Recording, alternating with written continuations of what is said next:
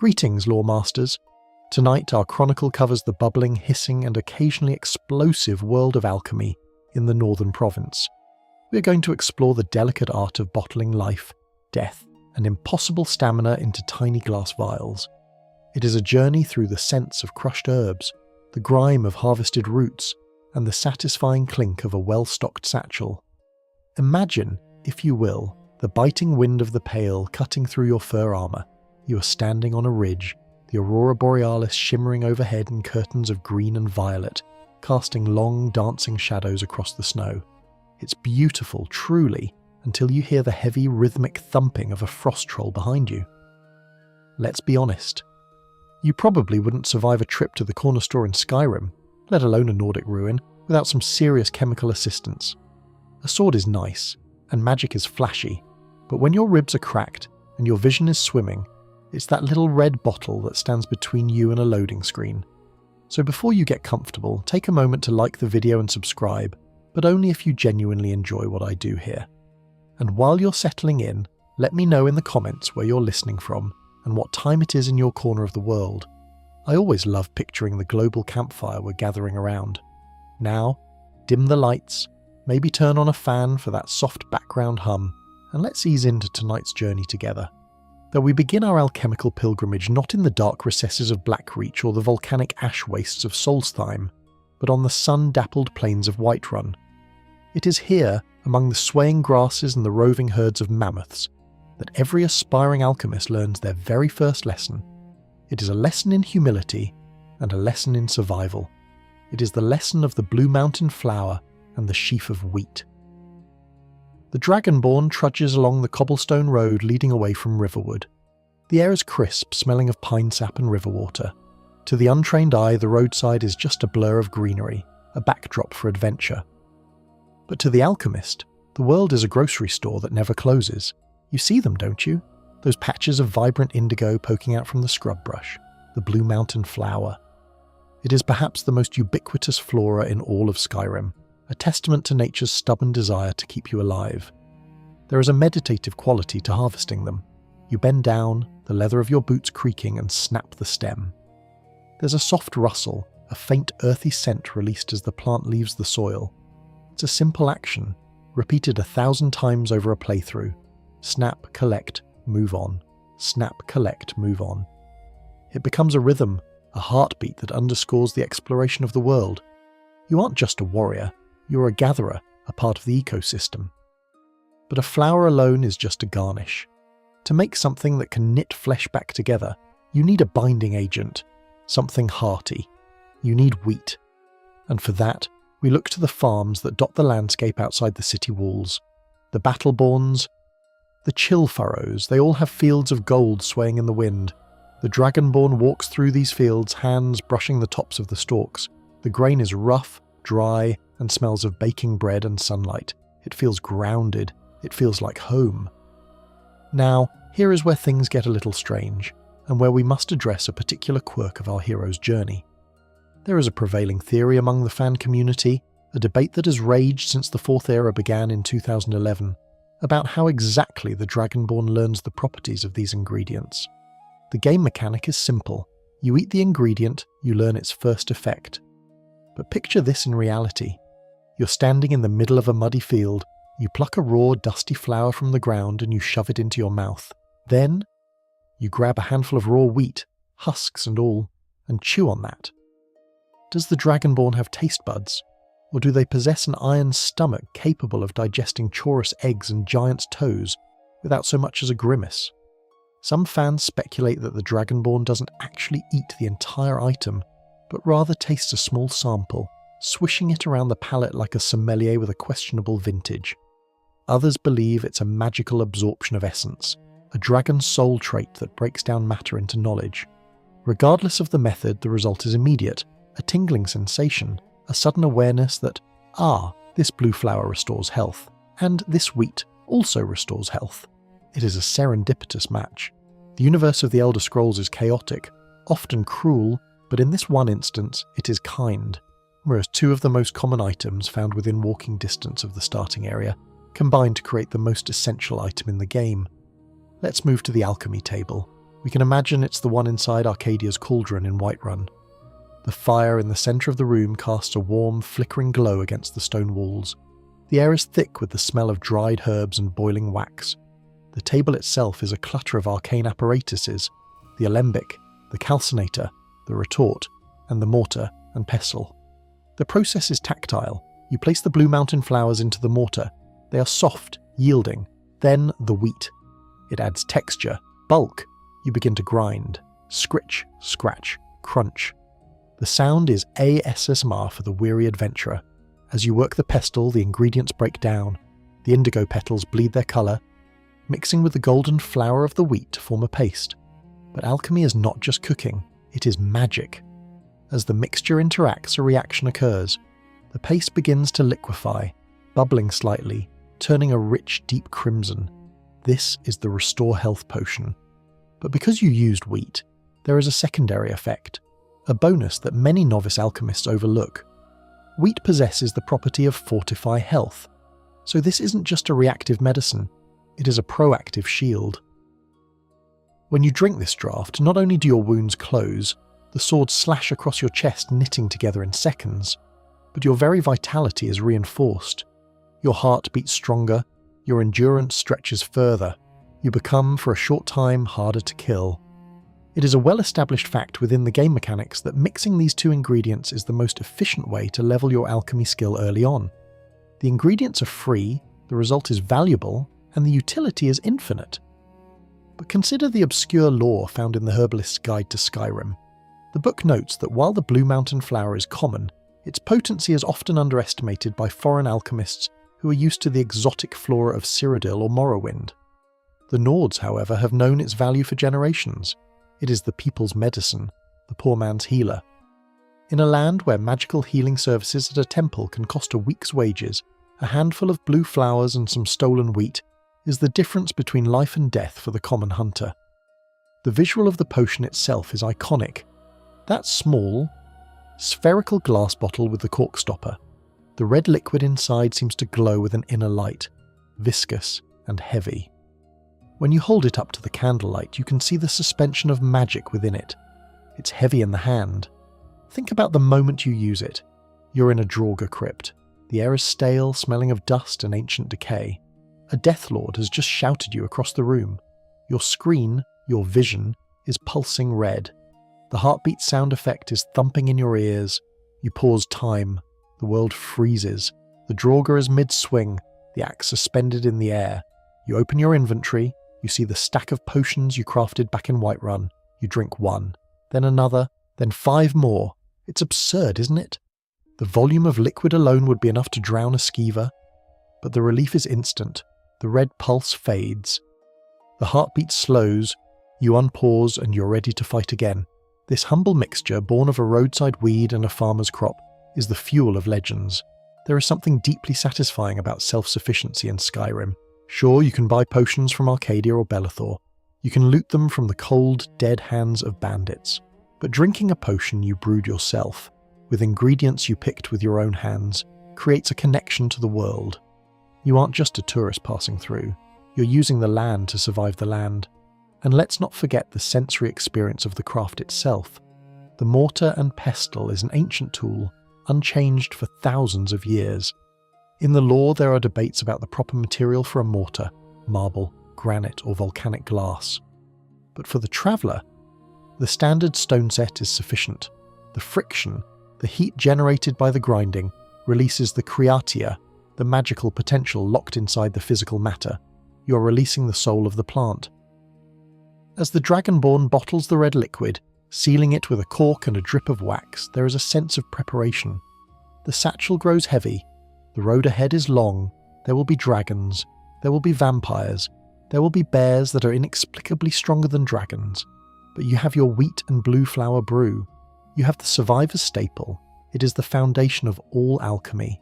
It teaches you that power doesn't always come from Daedric artifacts or Elder Scrolls. Sometimes, power is just knowing which flowers to pick on a Sunday afternoon walk. It teaches you to look at the ground, to observe the details. You stop fast travelling everywhere and start walking, eyes scanning the verge for that flash of blue. You become attuned to the environment. and as the sun begins to set over the tundra, painting the sky in hues of orange and purple that rival the ingredients in your bag, you realise that you are ready. You're ready for the swamp, for the mountains, for the deep places of the world, because you have bottled life itself. But survival is only the first step. Once you have secured your own heartbeat, you must learn to stop the hearts of others, or at the very least stop them from moving. Our journey takes us now from the golden fields of Whiterun to the misty, treacherous marshes of Hjalmarch, where the ground is soft, the air is wet, and the ingredients are altogether more sinister. The golden warmth of Whiterun feels like a distant memory as the Dragonborn crosses the river and heads northwest. The air grows heavy here, saturated with moisture that clings to armour and dampens fur. The sky seems perpetually bruised, a low-hanging ceiling of grey clouds that obscure the moons. This is Hjalmarch. This is the domain of Morthal. And while the casual traveller might see nothing but a miserable bog, the alchemist sees a gold mine of incapacitation. We are here to hunt for two very specific ingredients, both of which look like something you'd find in a witch's compass bin rather than a medicine cabinet. We are looking for Canis root and swamp fungal pods. The terrain changes underfoot. The firm cobblestone gives way to squelching mud and rotten planks that serve as makeshift bridges over the marshes. The silence here is heavy, broken only by the buzzing of insects the size of small dogs, mind you, and the distant mournful croak of the indigenous frogs. First, let's talk about Canis root. You'll find these gnarled, woody protrusions growing near rocks and drier patches of earth bordering the swamp. They look like the arthritic fingers of a buried giant reaching for help. The texture is rough, like petrified wood, and harvesting them requires a bit of force. You have to grip the base and pull until the roots snap with a dry crack that echoes uncomfortably loud in the quiet fen. In the lore, Canis root is a fascinating contradiction. It is widely known among the refined Dunmer of Morrowind, and specifically the eccentric Telvanni wizards, as the primary ingredient for a soothing tea. Neloth, that lovable curmudgeon on Solstheim, is constantly demanding a good cup of Canis root tea. This presents a delightful paradox for the lore community. How can a root that creates a potent paralysis poison also be a cosy beverage? The prevailing theory, often discussed in the dark corners of alchemy forums, suggests that heat denatures the paralytic alkaloids. Boiling the root into tea breaks down the toxin, leaving behind an earthy, aromatic flavour. But grind it raw, crush it cold in a stone mortar, that preserves the venom. It's a reminder that in alchemy, as in cooking, the method is just as important as the ingredients. It's the difference between a potato and vodka. One is dinner, the other makes you think you can dance. Now turn your gaze to the water's edge. See those clusters of pale, bulbous growths. Those are swamp fungal pods. If Canis root is the bone, these are the flesh. They're grotesque little balloons of spores, pale green and white, huddled together like eggs in a nest. Harvesting them is a sensory experience, to put it politely. When you grab a handful, they don't snap, they squish. There is a wet, tearing sound as you pull them free. They are slick, covered in a natural mucilage that makes your gloves sticky. They smell of stagnant water and old mushrooms. Bringing these two ingredients together at an alchemy table is an exercise in textural contrast. You toss the dry, splintery Canis root into the mortar first, grinding it down into a coarse, fibrous powder. It resists the pestle, skittering around the bowl. Then you add the swamp fungal pods. The pods burst under the pressure of the pestle. They release a thick, milky fluid that acts as a binder for the root powder. The sound changes from a scratchy grind to a wet, rhythmic thwack squelch. As you mix, the colour transforms. The brown of the root and the pale green of the pods merge into a virulent, glowing emerald sludge. It looks toxic. It looks like something that shouldn't exist in a benevolent god's creation. This is the paralysis poison. Let's be honest, few things in gaming are as satisfying as the effects of this mixture. You know the drill. You're wandering the plains, minding your own business when the ground starts to shake. A giant, towering 12 feet tall with a club made of a literal tree trunk, has decided you are within his personal space. He charges. His stride is massive, eating up the ground between you. You can see the anger in his eyes, as you can smell the mammoth cheese on his breath. Panic sets in. You fumble with your bow. You apply the green sludge to your arrowheads. The giant raises his club, ready to send you into the stratosphere. a well-documented feature of the Skyrim space program. You loose the arrow, it strikes his knee, and then comedy ensues. The giant doesn't just stop. He stiffens, his muscles lock up instantly. He tips over like a statuesque lumberjack, hitting the ground with a thud that shakes your controller. He lies there, eyes wide, club useless, frozen in a rictus of rage. It is the ultimate power move. You can walk up to him, casually loot the chest he was guarding, maybe take a selfie, and then finish him off at your leisure. The mechanics of paralysis in the Elder Scrolls have always been a subject of amusement and debate. In reality, a neurotoxin that paralyzes would likely cause the victim to crumple, to go limp as the signals from the brain to the muscles are interrupted. But in Skyrim, the effect is rigid paralysis. The victim becomes a board. Fans have spent years analysing the physics engine quirks here. Is it a magical petrification? A seizure that locks every muscle simultaneously? Or is it just the game engine saying, I don't have an animation for slowly losing motor function, so here's the ragdoll physics turned off? Whatever the doylist explanation, the Watsonian result is terrifyingly effective. It turns apex predators into furniture. There is a core in-game fact that makes this specific recipe, Canis root and swamp fungal pod, the gold standard for archers and assassins. While you can find human flesh, don't ask, or imp stool that also paralyze, Canis root and swamp pods are renewable, safe to harvest, relatively speaking, and abundant. You can do a mortal run, circling the swamps for 20 minutes and come back with enough toxin to paralyze the entire Imperial Legion. But let's look deeper into the application. Poisons in Skyrim are viscous. When you apply them to a blade, the game tells you it lasts for one hit, unless you have perks. Imagine the Dragonborn carefully smearing this green paste onto a glass dagger. It has to be sticky enough to stay on the blade during a swing, but soluble enough to enter the bloodstream instantly upon contact. The chemistry implied here is advanced. You are creating a delivery system that rivals modern hypodermic needles, all with a stone bowl and some swamp trash. And the victims?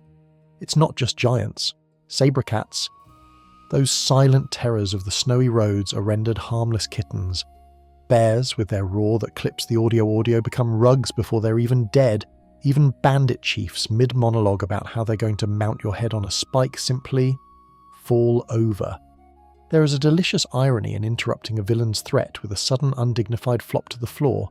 However, there is a dark side to this power, a grim reality check. Some enemies are immune. Dwemer automatons, for instance, care nothing for your nerve toxins. They are brass and steam and magic. They have no nervous system to hijack. Using a paralysis poison on a centurion is like trying to poison a toaster. It's a waste of good sludge. This forces the alchemist to be tactical. You must know your enemy's biology. Does it bleed? If yes, you can freeze it. There is also the lingering variant debate. Some alchemists prefer mixing imp stool into the brew to add damage over time, effectively rotting the enemy while they lie frozen. It's cruel, certainly. But when you're facing a bandit clan that just murdered your favourite horse, cruelty becomes a matter of perspective. Let's return to the swamp for a moment. The harvesting process itself carries a danger that spices up the mundane act of gathering. Morthal's marshes are home to Chorus, giant venomous insects that live in the dark. As you reach for a swamp fungal pod, you always have that prickle on the back of your neck. Is that clicking sound a branch settling, or is it mandibles? The Chorus, incidentally, drops Chorus eggs, which we will discuss later, but their presence makes the acquisition of the swamp pod a risk-reward scenario. You're stealing from the pantry of monsters to make a weapon against monsters. As the Dragonborn trudges back to solid ground, boots caked in mud, satchel rattling with roots and pods, the fog begins to lift slightly. You have the power to stop time for your enemies. You have the off switch for biological threats. It changes how you walk through the world. You no longer fear the ambushes on the road. You welcome them.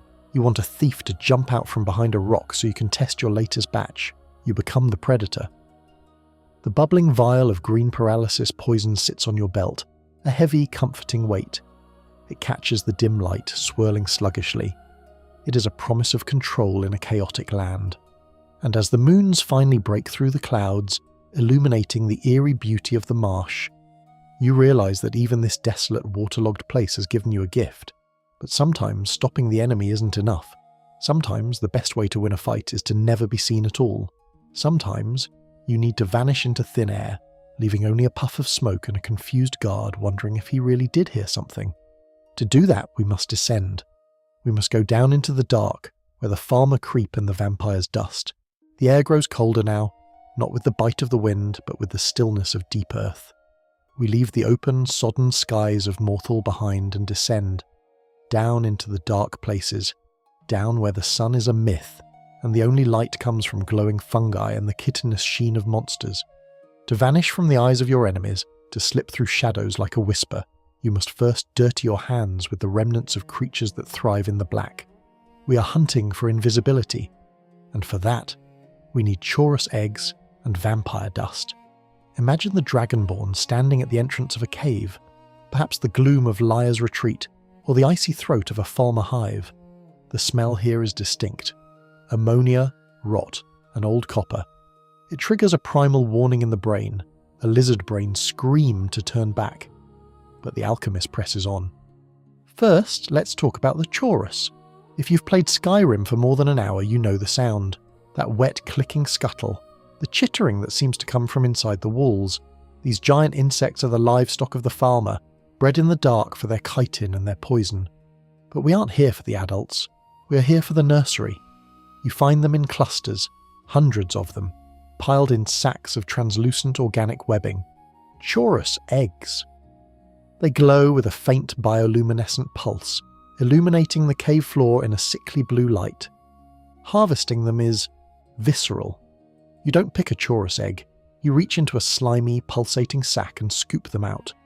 The sound is a squelch, followed by a wet tearing noise.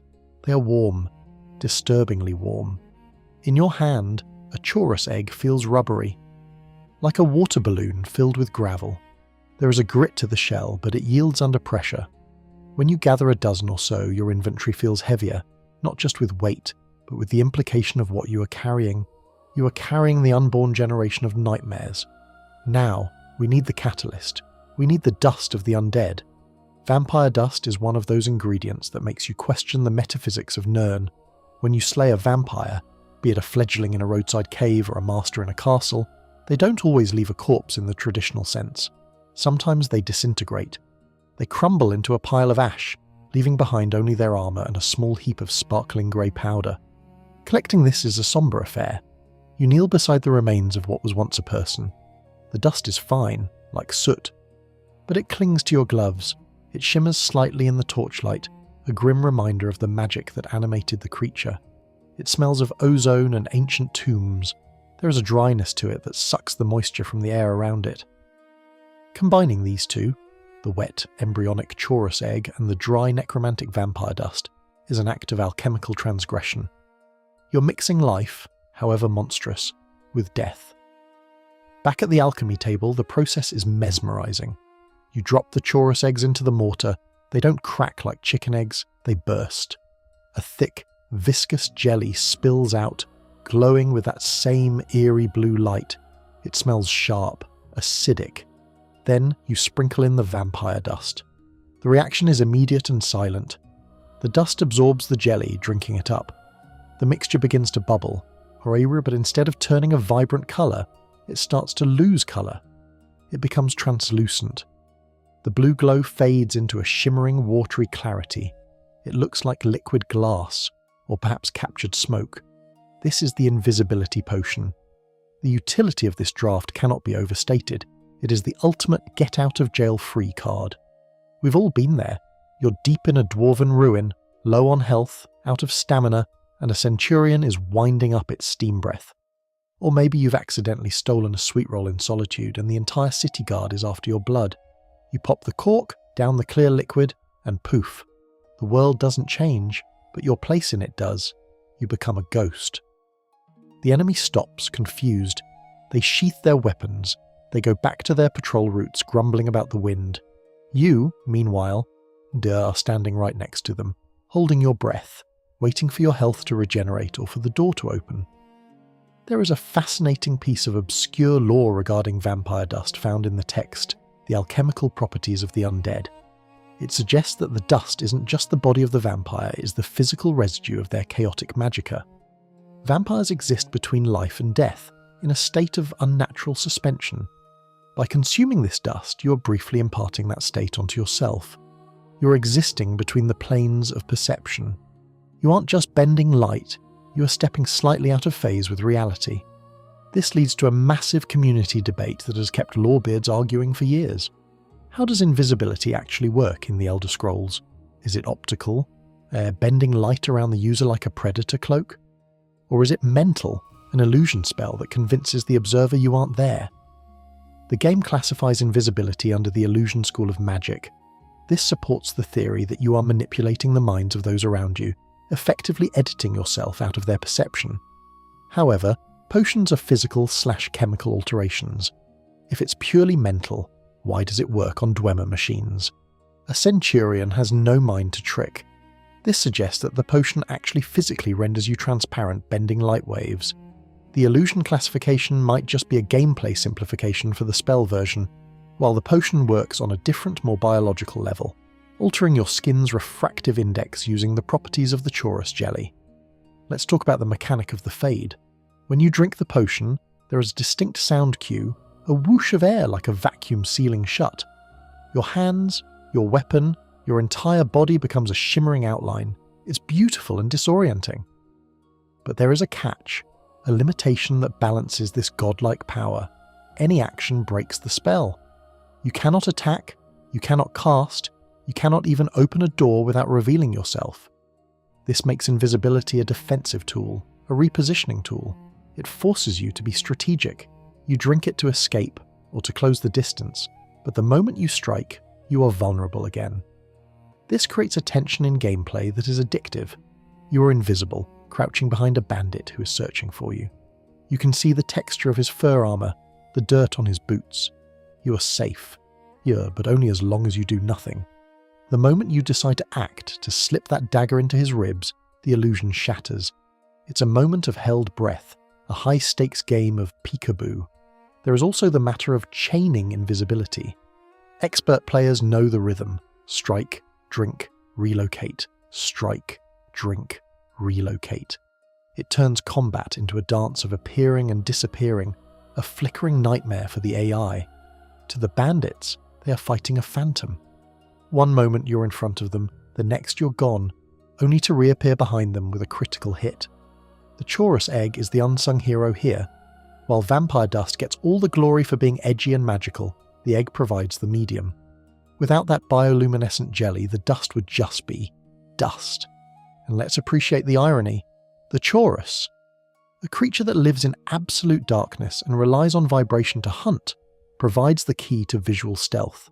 It's as if their very biology is designed to negate sight. And speaking of harvesting, let's not forget the sheer volume of eggs you can get. A single farmer hive can yield hundreds. It's a tedious process, clicking on every single sack, listening to that wet squelch over and over. But the payout is immense. Invisibility potions are high-value items. Even if you don't use them, they sell for a small fortune. You can walk into a shop with a basket of eggs and leave with a bag of gold, effectively selling the concept of nothingness to a merchant. But there is a dark humour to it as well. Imagine the Dragonborn, the legendary saviour of the world, crouching in a damp cave, elbow deep in bug slime, muttering, "Just one more egg. Just one more." It's not exactly the heroic image the bards sing about, is it? And then the Dragonborn spent 3 hours looting insect nurseries. As you bottle the clear liquid, watching it settle, you feel a sense of cunning. You have brewed a cheat code. You have bottled the essence of nope. The resulting potion is light, almost weightless in the vial. It feels cool to the touch. When you look through it, the world on the other side is distorted, warped. It is a reminder that reality is fragile, easily bent by the right mixture of gross ingredients. So you have your health restored by the flowers of the field. You have your enemies paralyzed by the roots of the swamp, and now you have the power to vanish into the ether, courtesy of the deep dark. You're becoming a master of your environment, as bending the flora and fauna of Skyrim to your will, but survival and stealth are only part of the equation. To truly dominate this land, you need gear. You need armor that can deflect a giant's club and weapons that can pierce dragon scales.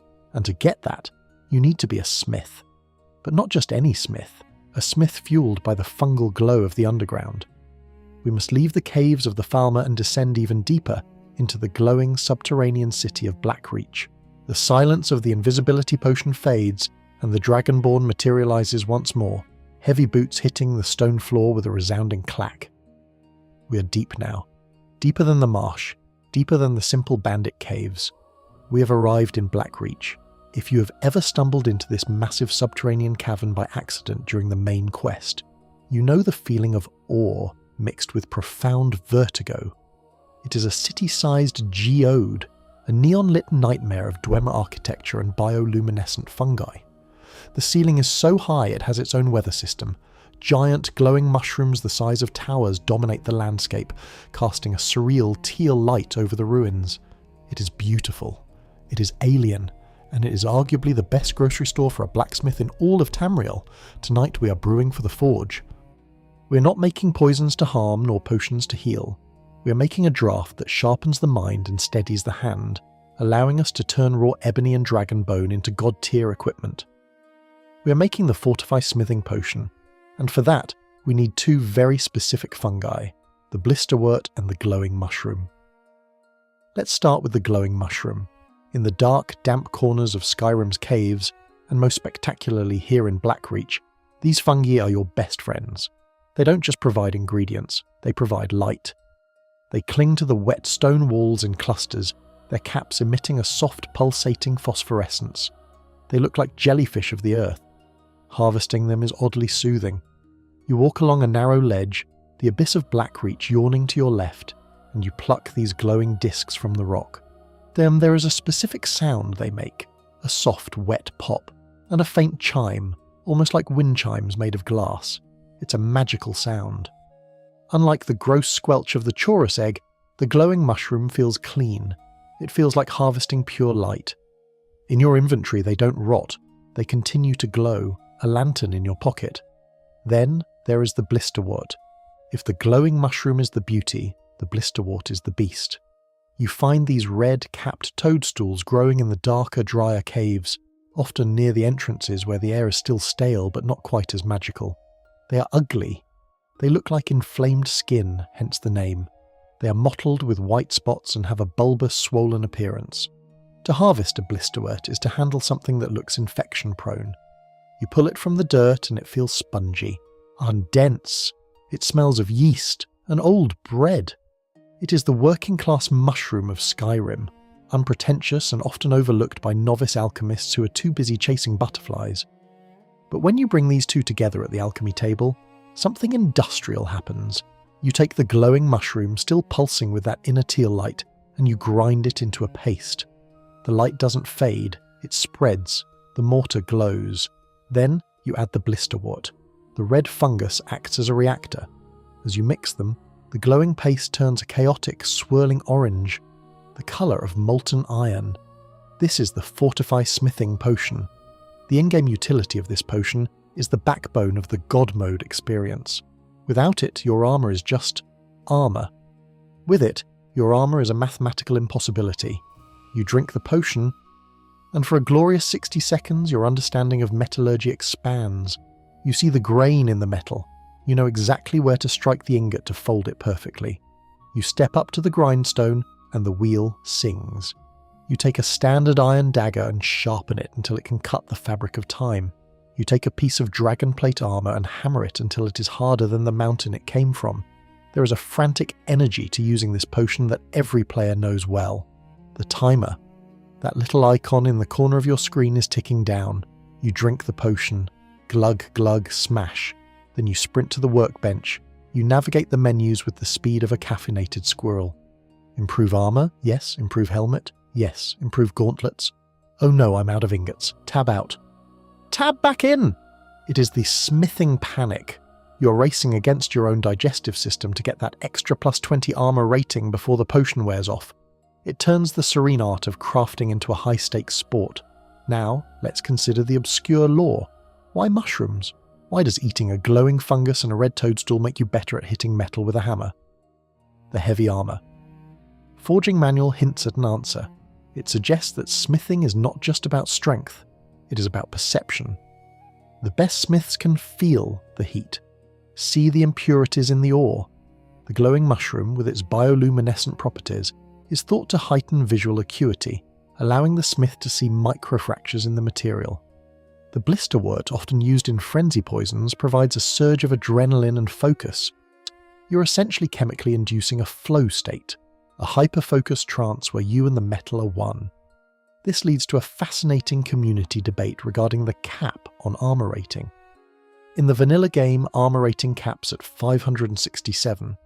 Anything beyond that provides no additional physical damage reduction, an 80% reduction cap. However, the Fortify smithing potion allows you to push the numbers well past this cap, into the thousands, if you really exploit the systems. Fans have long argued, is this extra number real? If I have an armor rating of 2000, am I actually tougher than at 567? The game engine says no, but the lore suggests yes. Legends speak of heroes whose skin became as hard as diamond.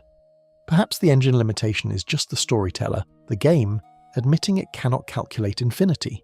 To the player, seeing that legendary tag next to their weapon name is a badge of honor regardless of the math. Let's go back to Blackreach for a moment. The harvesting run here is one of the most memorable loops in the game. You are dodging Falmer, avoiding the gaze of the giant centurion in the centre of the city, and listening for the crimson Nirnroot, which makes a terrible tinnitus-inducing sound. But amidst all that danger, you are just gardening. You're picking mushrooms off the walls of a lost civilization. There is a tactile joy in the crafting menu when you finally make the gear. You hear the hammer strike the anvil, clang, clang, hiss. The steam rises. You look at your new armor. It's the same model you had before, but the stats are beautiful. And you know that you didn't just find this gear in a chest, you made it. You brewed the potion that made your hands steady. You harvested the ingredients that fueled the upgrade. And let's be real for a second. The economy of Skyrim is broken by this potion. A standard potion of Fortify smithing sells for a decent amount, but the result of the potion? You can take a stack of iron daggers, value 10 gold, drink a potion, sharpen them all to exquisite quality, and suddenly they are worth hundreds each. You're printing money. You're the Federal Reserve of Whiterun. The glowing mushroom has another secret too. It is one of the few ingredients that fortifies health and smithing. This means that while you're hammering away at the forge, if a dragon happens to attack Riverwood, as they are prone to do, you're actually buffed for the fight. You're tankier just by virtue of trying to be a better blacksmith. It's a happy accident of alchemy that rewards the industrious. The Blisterwort, meanwhile, is a reminder that even the grossest ingredients have value. You find them in the apothecary satchels of hagravens, those terrifying bird witches. It implies that they too know the value of maintenance. Do hagravens smith? Probably not. But they brew. And they know that power comes from the earth, from the rot, from the things that grow on the dead. As the Dragonborn stands at the Skyforge in Whiterun, the best forge in the land, looking out over the Cloud District, which Nazim assumes you don't visit often, the potion takes effect. The world sharpens. The heat of the coals feels invigorating, not burning. The hammer feels light. You strike the metal. Sparks fly. Bright, hot. You orange sparks that mirror the colour of the potion you just downed. You're improving. You're evolving. You're no longer just a warrior wearing scavenged leather. You're a master of the material world. But armour is only half the battle. A sharp sword and a sturdy breastplate will keep you alive against a bandit, but against a dragon priest? Against a vampire lord? You need magic.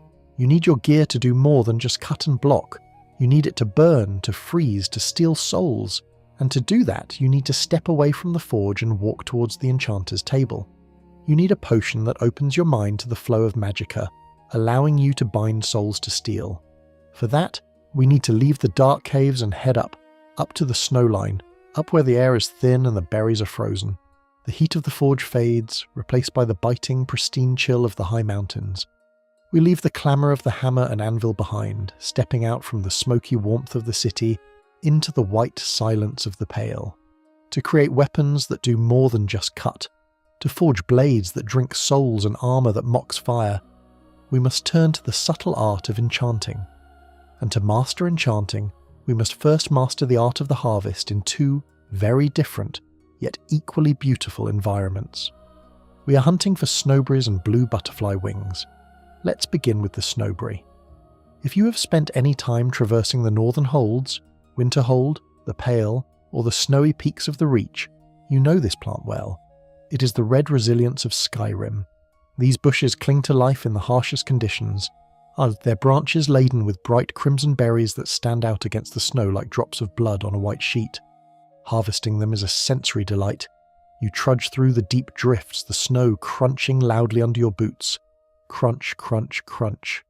The wind howls, a lonely hollow sound that cuts through your helmet. You reach out with a gloved hand. The berries are frozen solid. When you strip them from the branch, there is a distinct dry rattle. They don't squish. They click together in your palm like marbles. In the lore, snowberries are described as having a tart, almost bitter taste, but they are incredibly rich in magical potential. They are the batteries of the plant world. Because they survive in places where nothing else can, they have evolved a natural resistance to the elements, frost resistance. Fire resistance and shock resistance are all properties locked within their red skins, but their most coveted secret is their ability to fortify enchanting. They are a blank slate, a stabilizer that allows magic to bind to matter. Now, we must descend from the snowline. We travel down to the green, sun-drenched tundra of Whiterun, near the western watchtower where you fought your first dragon. The contrast is jarring. The air here is warm, smelling of heather and sun-baked earth, and flitting through the air, dancing on the breeze, are the butterflies. Specifically, we want the blue ones. Catching butterflies in Skyrim is one of those mechanics that, when you stop to think about it, is absolutely hilarious. Here you are, the Dragonborn, Slayer of Alduin, Thane of all 9 holds, wearing armour made from the bones of immortal dragons. And you are frolicking in a field, chasing a bug. You sprint after the fluttering blue speck. You jump. You mash the activate button. Your character's hand snatches the air. Snatch. And then, the grim reality check. Added blue butterfly wing, too. Let's be honest, trying to catch a butterfly with your bare hands in real life is difficult enough. Trying to do it while wearing Daedric gauntlets, which are essentially spiked metal boxing gloves, would result in a very squashed bug. But in Skyrim, you deftly pluck the wings with surgical precision, discarding the body instantly. It's a ruthless efficiency that borders on sociopathy, but for the sake of a 25% better enchantment, the butterflies must pay the price. The blue butterfly wing is a curious ingredient. Unlike its orange cousin, the monarch, which heals, the blue wing deals with magic. It damages Magicka regeneration but also fortifies enchanting. There is a poetic duality here. To gain the power to enchant, you must take flight away from a creature of the air. You're grounding the magic, pinning it down to your sword or helmet just as you pinned the butterfly.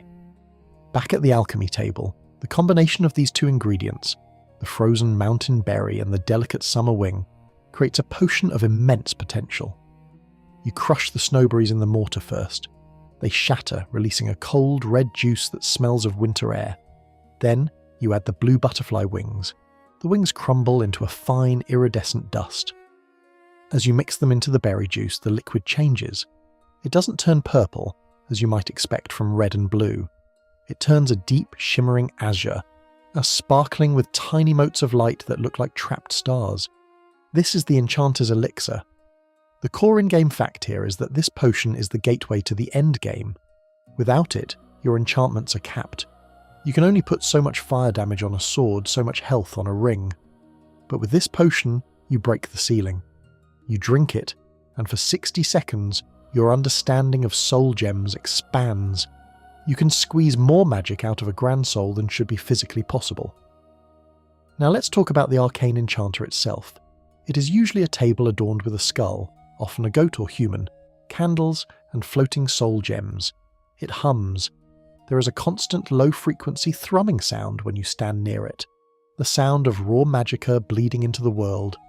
The process of using the potion is stressful. Just like with smithing, you're on a clock. You stand before the table, you check your inventory, you have your grand soul gems filled, you have your unenchanted gold diamond necklace, you drink the azure liquid, gulp. The timer starts. The screen blurs slightly, the hum of the table gets louder. You work fast. Select item, necklace. Select enchantment, fortify alchemy, we'll get to why later. Select soul gem, grand, craft.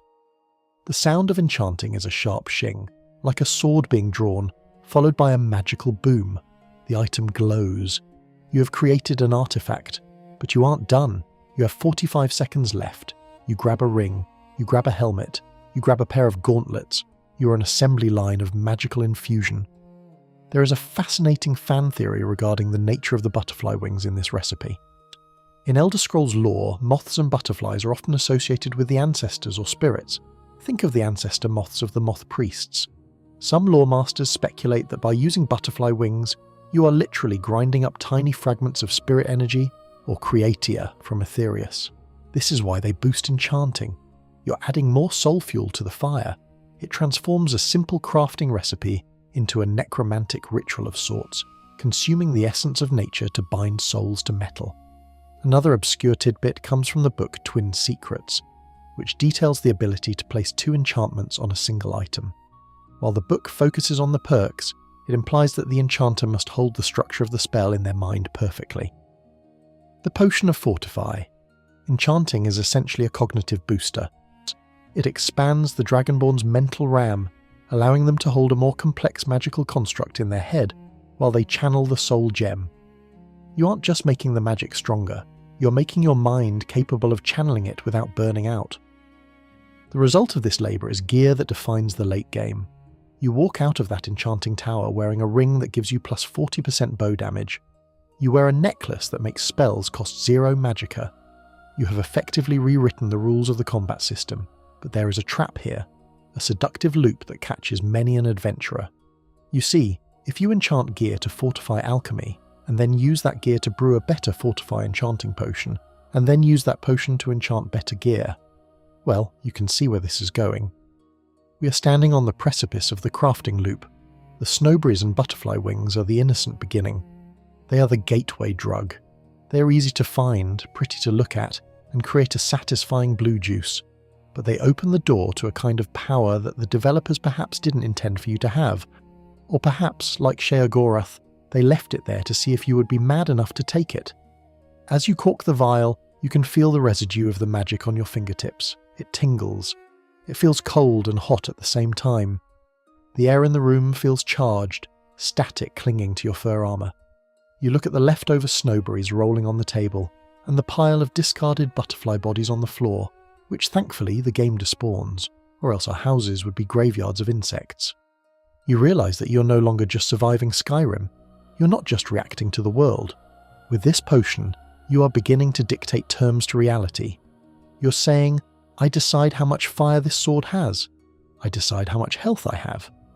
And as the night deepens outside and the moons climb higher over the throat of the world, you feel a hunger, not for food, but for more.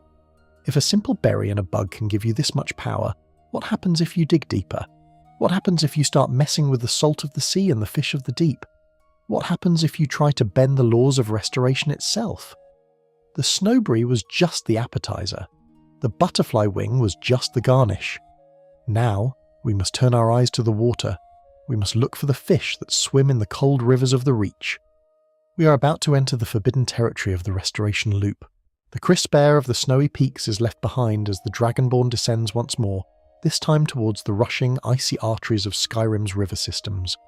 We have dabbled in survival with wheat, mastered paralysis with swamp roots, and touched the divine with snowberries. But now, we approach a precipice. We are about to discuss a mixture that separates the casual adventurer from the god-tier exploiter. We are about to discuss the forbidden arts. We are entering the domain of the Abyssian longfin, the Cyrodiilic spadetail, and the humble salt pile. This is the Restoration Loop. Imagine standing on the banks of the Trevor River in the Rift, where the water runs clear over smooth stones and the aspens drop golden leaves onto the surface. It's a peaceful scene, but the alchemist isn't here for the view. They are here for the fish. And unlike the patient angler with a rod and reel, a feature added much later thanks to the Creation Club gods, the Dragonborn fishes in the most chaotic way possible, by diving in, fully armoured, and grabbing the fish with their bare hands. There is a distinct indignity to this process. You strip off your heavy Daedric plate, or maybe you don't, because physics is merely a suggestion here, and plunge into the freezing water. The current tugs at you. Your vision blurs with the underwater filter, and there, darting among the reeds, are your targets. The Abyssian longfin is a striking creature, vivid orange and red, looking like a tropical mistake in these northern waters, It is sleek, fast, and slippery.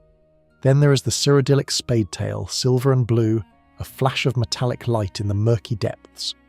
Catching them requires a frantic camera panning, a series of desperate clicks as you try to activate a hitbox the size of a dagger hilt while swimming against the stream. Splash. Grunt. Added Abyssian longfin. You emerge from the river, dripping wet, clutching wriggling fish that smell of algae and cold mud. But these aren't for dinner.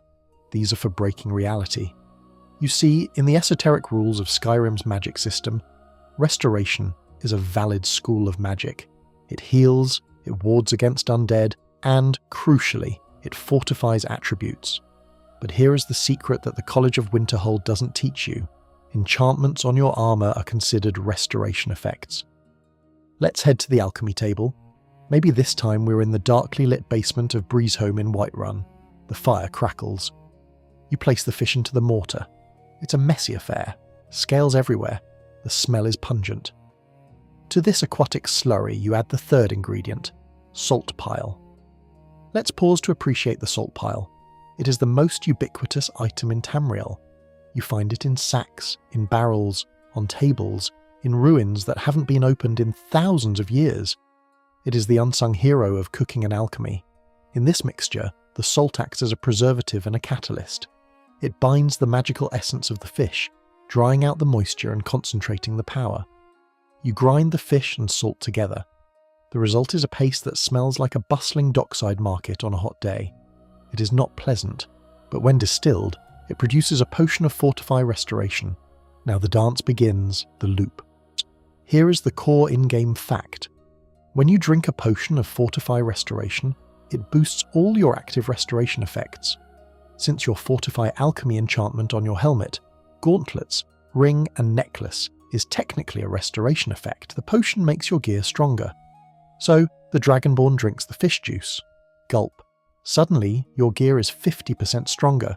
You quickly take off your armour and put it back on to reset the game's calculation. Now, with your supercharged alchemy gear, you brew another Fortify Restoration potion. Because your gear is better, this new potion is stronger. You drink it. You re-equip your gear. Now your gear is 100% stronger. You repeat this. Fish, salt, drink, unequip, equip. Fish, salt, drink, unequip, equip. The numbers on your screen begin to spiral. Plus 40% becomes plus 150%, then plus 500%, then plus 25,000%. The mixture in the vial changes. It starts as a pale yellow, but in your mind's eye it begins to glow with the intensity of 1,000 suns. You're no longer brewing a potion, you're refining the very code of the universe. You're achieving what the fan community calls chim, a state of lucid dreaming where you realise you're in a video game and can therefore manipulate its laws. The obscure lore behind these fish adds a layer of irony to this godhood. The names Abyssian and Cyrodiilic imply that these species are invasive. They are not native to Skyrim. They migrated from the warmer waters of Cyrodiil and the Abyssian Sea. They are outsiders, anomalies in the ecosystem. It is fitting, then, that they are the key to creating anomalies in the magical system. You're using invasive species to invade the game's logic. But there is a danger. A very real, very terrifying danger that has nothing to do with dragons or vampires. It is the danger of the integer overflow. If you push the loop too far, if you fly too close to the sun on wings made of fish scales, the numbers become too big for the game engine to handle. The potion strength turns negative. Your game freezes. The world of Skyrim simply ceases to exist, replaced by the black void of a crash to desktop. The blue screen of death is the true final boss of this alchemy line. But if you stop just in time, oh, the power. You step away from the table with a potion of Fortify Enchanting that improves items by 45,821%. You wander over to the forge. You improve an iron dagger. It now deals 30,000 damage. You can one-shot a legendary dragon with a butter knife. See, you enchant a pair of boots with Fortify Carry Weight, and suddenly you can carry the entire city of Markarth in your pocket. Fans debate the morality of the restoration loop endlessly. Is it cheating? Is it an exploit? Or is it a feature? Todd Howard, the face of Bethesda, famously said, "It just works," and in a way it does. It represents the ultimate mastery of the alchemist. You have studied the properties of the world so thoroughly that you have found the cracks in the walls of reality. The visual of the Dragonborn during this process is hilarious to imagine. They are standing in their house, chugging salt water and raw fish puree, frantically stripping naked and getting dressed again every 30 seconds, eyes wide with madness, muttering numbers under their breath. To a housecarl like Lydia, watching this must be terrifying. My Thane? Are you okay? You've been putting that ring on and off for an hour. But the result is undeniable. You walk out of Breezeholm not as a mortal, but as a deity. The bandits on the road don't know it yet. The dragons roaring overhead don't know it yet. But you're walking around with the power to delete them from existence with a single touch. And yet, there is a hollowness to it. Once you have the god gear, the struggle vanishes. The survival elements we cherished in the beginning, the desperate search for a blue flower to heal a scratch, are gone. You are untouchable. The game becomes a sandbox. You have won, but at what cost? The cost was the adventure itself. This is why many seasoned players avoid the loop, or use it only for comedic effect. It is too potent. It is the nuclear option. It is the end of history for a save file. Let's return to the ingredients for a moment. The salt pile is the unsung hero, but the long fin and spade tail deserve credit for their rarity. You can't just find them anywhere, you have to hunt for them. There is a specific stretch of water near the Apprentice Stone, or the hatcheries of the Hearthfire homes where you can farm them. Building a fish hatchery at Winstead Manor becomes not a hobby, but a Manhattan Project facility. You are breeding nuclear fuel. The texture of the potion, if we were to drink it, would likely be briny, oily, and intensely salty. It would taste like the ocean concentrated into a thimble. It would burn the throat. But the rush of power, the feeling of Magicka surging through your veins, rewriting your DNA to be better, would be intoxicating. As the Dragonborn corks the final game-breaking vial, the air in the room seems to hum. The physics engine rattles, a sweet roll vibrates on the table. You have pushed the boundaries. You have the power to heal anything, to fortify anything. You have conquered the math of Nirn. But sometimes you don't want to be a god. Sometimes you just want to watch the world slow down.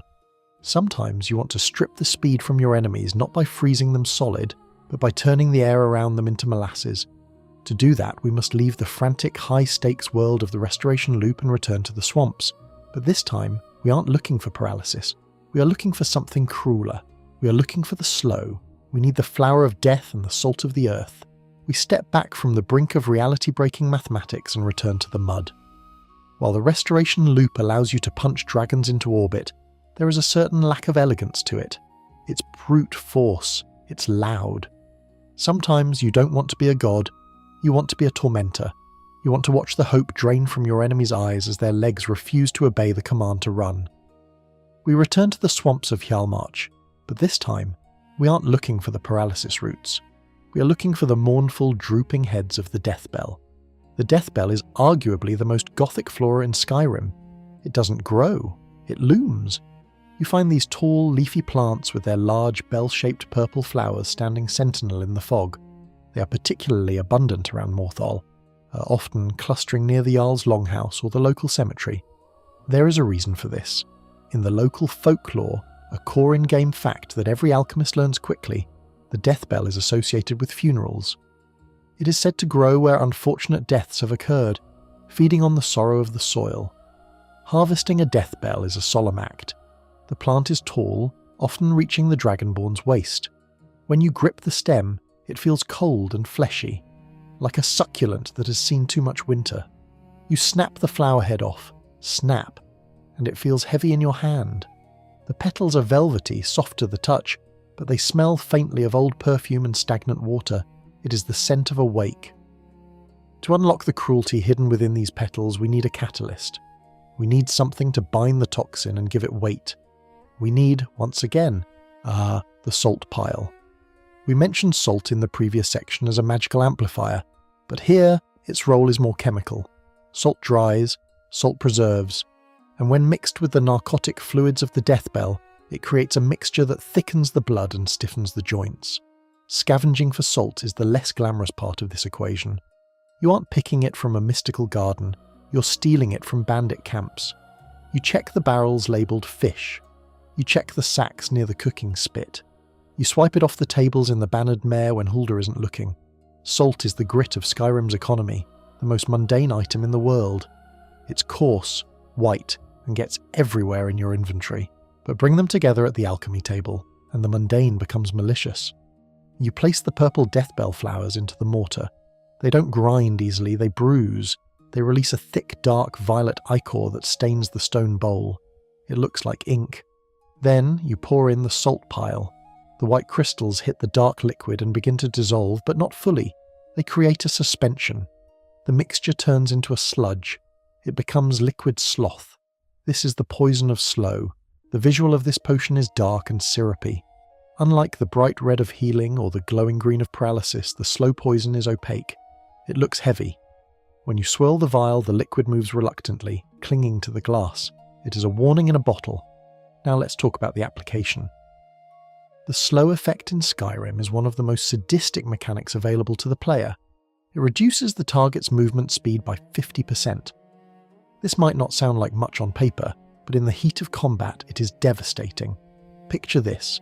You're exploring the Reach, and a saber cat spots you. These apex predators are terrifying because of their speed. They close the distance in seconds, leaping before you can even draw your bow. But you are prepared. You have coated your arrows in liquid sloth. The saber cat charges. Its muscles bunch. Its paws tear up the turf. You loose the arrow. It hits. Suddenly, the predator is moving through invisible molasses. Its sprint becomes a grotesque slow-motion lope. It is trying to run. Its animation cycle is playing out the motions of a charge, but it is moving at a walking pace. You, the Dragonborn, can simply walk backward. You can backpedal faster than it can charge. It turns a terrifying encounter into a comedy. You can dance around the enemy, firing arrow after arrow, or simply taunt them. Come on, kitty, almost there. It strips the enemy of their greatest asset, their momentum. There is a fascinating community debate, one that has filled many forum threads, about the utility of slow versus paralysis. The paralysis purists argue, why slow them down when you can stop them completely? Paralysis takes them out of the fight, and strategically they are right. Paralysis is the superior crowd control, but the slow sadists argue for the psychological warfare aspect. Paralysis is a binary state, on or off. Slow is a degradation. It forces the enemy to fight while crippled. It's also significantly cheaper to make. Canis root and swamp pods require a specific trip to the swamp. Deathbell is in the swamp, yes, but salt is everywhere. And you can craft hundreds of slow poisons just by looting barrels in Whiterun. This leads to the economic reality of the Deathbell salt mixture. It is widely considered the grinder's gold. Because the slow effect is considered valuable by the game's logic, this potion sells for a high price. It is the most efficient way to level your alchemy skill in the early game without travelling to dangerous locations. You buy all the salt from the innkeepers, pick the flowers from Morthal, mix them, and sell the poison back to the apothecary. You're essentially flooding the market with neurotoxins to fund your Iron Dagger habit. But let's look at the obscure lore found in The Poison Song, a series of books in the game. It hints at the cultural significance of the Deathbell among the Argonians and the dark alchemists of the Black Marsh. They use similar flora to create phases of death, slowing the heart, slowing the breath, slowing the mind. The Deathbell doesn't just slow your legs, it slows your perception. Some fans theorize that the slow effect is actually a form of minor chronomancy, time magic. The poison doesn't just stiffen muscles, it dilates the victim's experience of time. To the saber-cat, it feels like it is moving at full speed, but the world around it has accelerated. The Dragonborn is moving like a blur. If true, this implies that common alchemy ingredients possess the power to bend the fourth dimension, which is a terrifying thought for a simple flower picker. The sound design of the slow effect deserves a mention. When you are hit by a frost spell which also slows, there is a shattering sound. But the poison is silent, it is insidious. The enemy just lags. It's like their connection to the server of reality has dropped to 1 bar. Imagine using this on a bandit chief who is winding up a power attack with a two-handed warhammer. The wind-up takes 3 seconds, 4 seconds, 5 seconds. You have time to shout, drink a potion, eat 3 cheese wheels, and step out of the way before the hammer finally comes down. Whiff. It allows you to control the pacing of the fight. You become the conductor of the orchestra of violence. You decide the tempo. and you have decided that the tempo is largo. Let's not forget the sensory experience of the salt pile again. We often overlook it because it's a cooking ingredient. But have you ever looked at the texture of the salt in the game? It's chunky. It's sea salt. Likely harvested from the northern coasts where the water freezes on the rocks, it implies a hard industry. Mixing that grit with the soft, velvety Deathbell creates a tactile contrast that the Dragonborn must feel in the mortar. Gritty, slimy, toxic paste. And there is a specific danger to the Deathbell. In survival mode, or with certain mods, eating the raw ingredients is risky. Eating a Deathbell deals damage to your health. It is one of the few ingredients that actively tries to kill you just for sampling it. The Dragonborn in their infinite wisdom munches on it to learn its properties. Ah, yes, tastes like dying and slowing down. The salt, conversely, is life. It preserves food, it seasons meat. The combination is a poetic duality, the preserver and the destroyer. By mixing them, you are preserving the moment of death, stretching it out.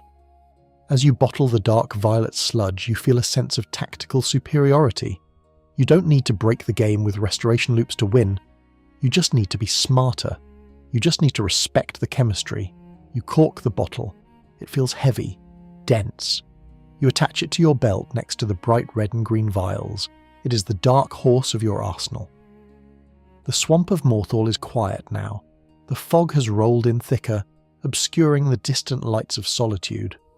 The Deathbells sway gently in the wind, tolling for no one. You have harvested their sorrow and turned it into a weapon. But slowing the enemy is a physical feat. It deals with muscles and sinew. What if you want to transcend the physical entirely? What if you want to burn the world, not with fire, but with pure raw Magicka? To do that, we need to leave the swamps and head to the volcanic tundra of Eastmarch. We need to find the grapes of the gods and the sugar of the cats. We're about to brew the fuel for the mage. We're about to tap into infinite Magicka. We leave the gloomy, fog-choked swamps of Hjalmarch behind, trading the scent of decay for the pungent, sulphuric embrace of Eastmarch. The air here is thick and warm, heated by the geothermal vents that hiss and sputter from the earth. The ground is a patchwork of yellowed grass, grey rock, and bubbling pools of mineral-rich water. It is a land of giants, mammoths, and ancient volcanic fury. But for the aspiring mage, it is a vineyard of the gods. We are here to brew the fuel for destruction. We are looking for the source of infinite Magicka, and to do that, we need the Emperor's forbidden fruit and the Khajiit's sweetest vice, Jazbay grapes and moon sugar. First, let's talk about the Jazbay grape. You find these low-lying vines creeping over the warm stones of the volcanic tundra, particularly south of Windhelm. In a world of hardy snowberries and prickly thistles, the Jazbay grape is a decadent anomaly. They grow in clusters, dark purple and dusted with a natural yeast bloom, looking almost too fragile for the harsh Skyrim climate. Harvesting them requires a gentle touch. You kneel on the warm rock, which feels surprisingly pleasant through your armour, and carefully snip the vine. The grapes are small, dense, and bursting with juice. Snip. Added Jazbay grapes. They smell of fermentation, of earth and sweet wine. The lore behind these grapes is fascinating and speaks to the decline of the Empire. According to in-game texts, Jazbay grapes were once considered a treasonous delicacy. By imperial decree, they were reserved solely for the Emperor's table. Growing them or eating them without permission was a capital offence. But now, the Empire is crumbling, the Emperor is distant, and the grapes grow wild in the shadow of the throat of the world.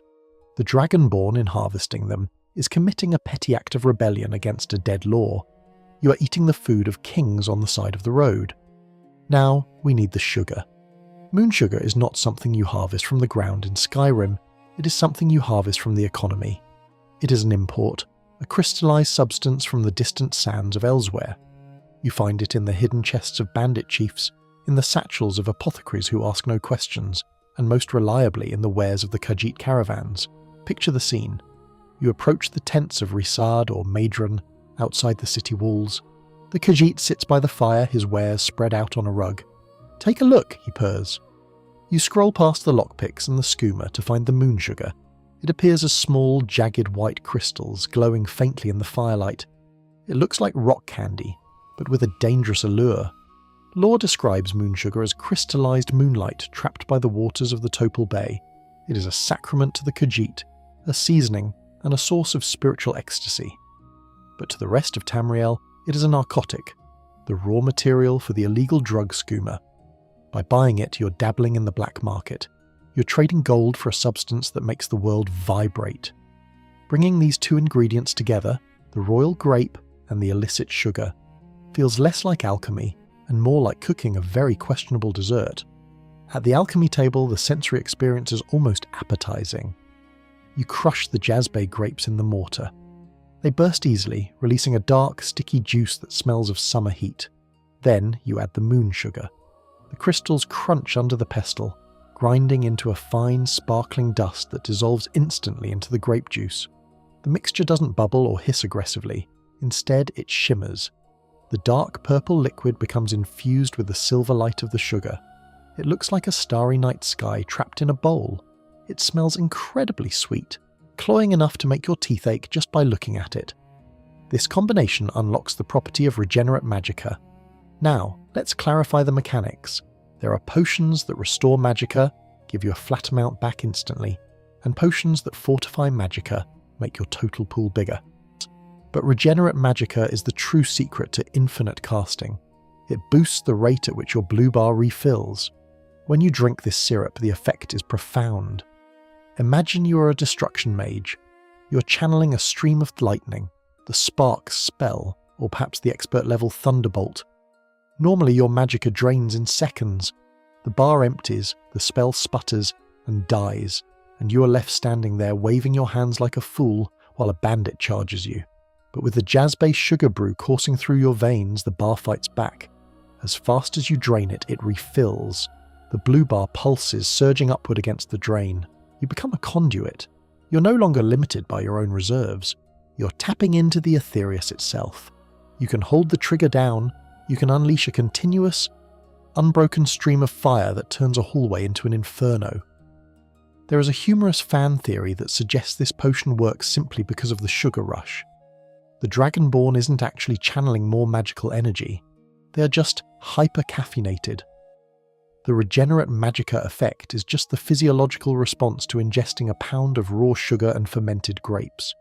You're jittery, your heart is racing, and your brain is firing neurons so fast that casting spells feels effortless. It's the energy drink of the Dragonborn. However, the in-game reality supports a more magical explanation. Jazbay grapes are natural magical conductors, hence why they were prized by the mages of the Empire. Moon sugar, being crystallized light, is pure, unrefined creatia. Mixing them creates a volatile, high-energy fuel. You're essentially putting high-octane gasoline into a sedan. The utility of this potion cannot be overstated for pure mages. In Skyrim, Magicka regeneration slows down significantly during combat, a hidden mechanic that frustrates many players. This potion overrides that penalty. It allows you to run into a room, dual casting Incinerate, and keep casting until everything is ash. It changes the rhythm of mage combat from cast, hide, recharge, cast, to cast, cast, cast, laugh maniacally. Let's look at the sourcing loop. The Jazbay grapes are a volcanic run. You fast travel to the Steamcrag camp or the Atronak stone. You spend 10 minutes running through the hot springs, dodging giants who are just trying to bathe in peace. You spot the purple patches on the rocks. It's a warm, visually distinct harvest. The yellow grass, the grey steam, the purple grapes. The moon sugar requires a caravan run. You have to track the Khajiit. Are they outside Whiterun, Markarth, Dawnstar? Finding them adds a nomadic element to your gameplay. You become a regular customer. Ah, the one with the glowing hands returns. More sugar for your baking? There is also a fun interaction with the Elsewhere fondue recipe. While not a potion, Elsewhere fondue, ale plus Idar cheese, wheel plus moon sugar, is one of the best mage foods in the game. It fortifies Magicka and regeneration. Our potion is the concentrated liquid version of that concept. It's the espresso shot to the fondue's latte. As the Dragonborn bottles the mixture, the glass vial feels warm. The liquid inside is viscous, moving slowly like syrup. It glows with a faint internal luminescence. When you drink it, you can imagine the taste. Overwhelmingly sweet with a tart kick from the grapes, It would be sticky. It would coat your throat. But the feeling is electric. The tips of your fingers tingle. The air around you seems to crackle with static. You look at your hands and see the potential for fire, for frost, for storms. You're not just a person with a sword anymore. You're a battery. You have tapped into the volcanic heat of the earth and the mystical light of the moons, and you have bottled it. And as you stand there in the sulphurous steam of Eastmarch, watching a dragon circle the peak of bone-strewn crest, you smile. Let it land. Let it roar. You have enough juice in your pocket to shout back with the lightning until the sky turns black. But magic requires precision. Blasting fire is fun, but sometimes you need to hit a target the size of a coin from 100 paces away. Sometimes you need to be an archer, and for that, you need to leave the volcanic plains and head west, into the rocky, treacherous canyons of the Reach. We need to sharpen your eyes. We need the juniper berry. We leave the sulphuric heat of Eastmarch behind, trading the yellowed, steaming tundra for the jagged, vertical nightmare of the Reach. If the volcanic plains are the forge of Skyrim, the Reach is its jagged teeth. The air here is thin and smells of wet stone and goat cheese. The landscape is a chaotic mess of canyons, waterfalls and mountains that seem to hate the very concept of flat ground. It is a place where one wrong step sends you plummeting to a rocky death, and where the locals, the Forsworn, are less like bandits and more like angry, heartless druids. But for the sharp-eyed alchemist, this treacherous terrain is a garden of precision. We are here to brew the huntsman's eye. We are here to craft the potion that fuels the single most popular, inescapable playstyle in the Elder Scrolls history, the Stealth Archer. To do this, we need the gnarled Canis root we met in the swamps and the humble, nostalgic juniper berry. Let's talk about the juniper berry first. You can't walk 5 feet in the Reach without tripping over these low-lying trees. They cling to the cliff edges, their grey-green needles rustling in the mountain wind. The berries themselves are small, hard and powdery blue-white. Harvesting them is often an exercise in acrobatics. You see a cluster of berries, but they are growing on a ledge just out of reach. You shimmy up the rocks, tapping the jump button like you're playing a platformer, just to snag that handful of fruit. Snatch. The sound is a dry rattle. In your hand, they feel like buckshot.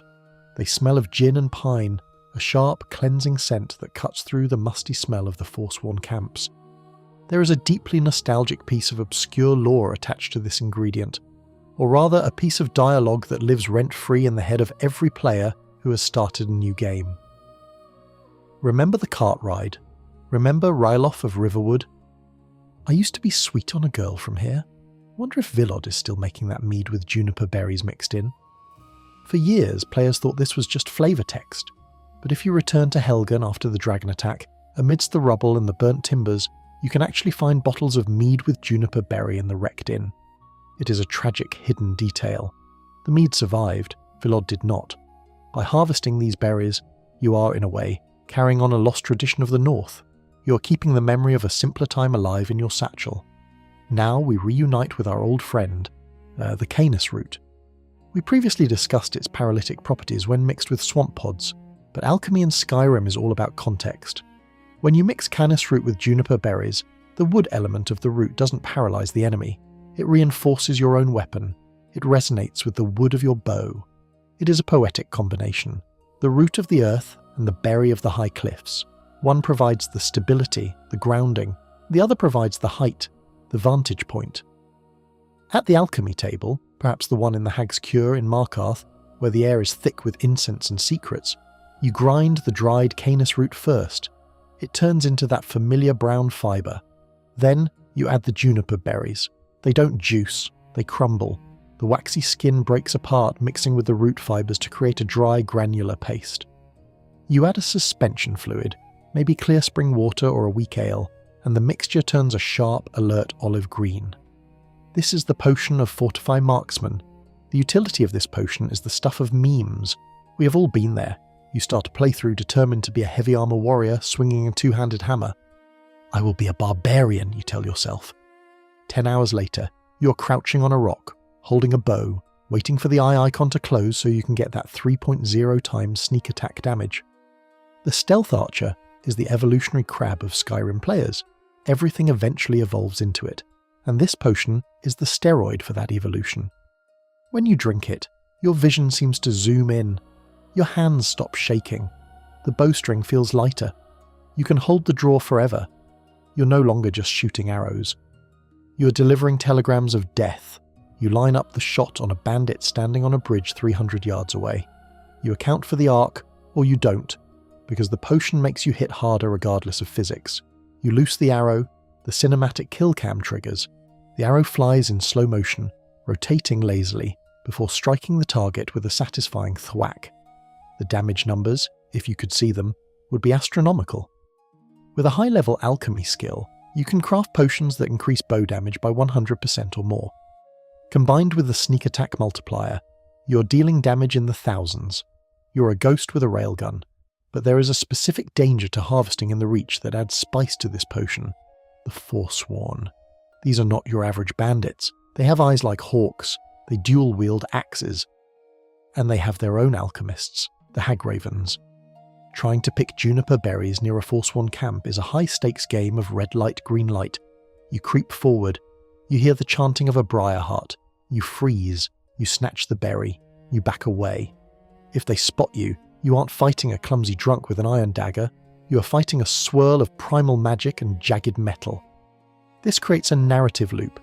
You need the potion to kill the Forsworn from a distance, but to make the potion, you must get close enough to steal their berries. It is a predator-prey relationship where you're constantly switching roles. There is a community debate about the spider egg alternative. You can also make Fortify marksman potions using spider eggs and elf's ear. Some purists argue that the spider egg variant is more canon for a stealth character because it involves spiders, stealthy, poisonous. But the juniper/canis mix is the hunter's variant. It feels more rugged. It feels like something a ranger would brew by a campfire, not something a wizard would mix in a tower.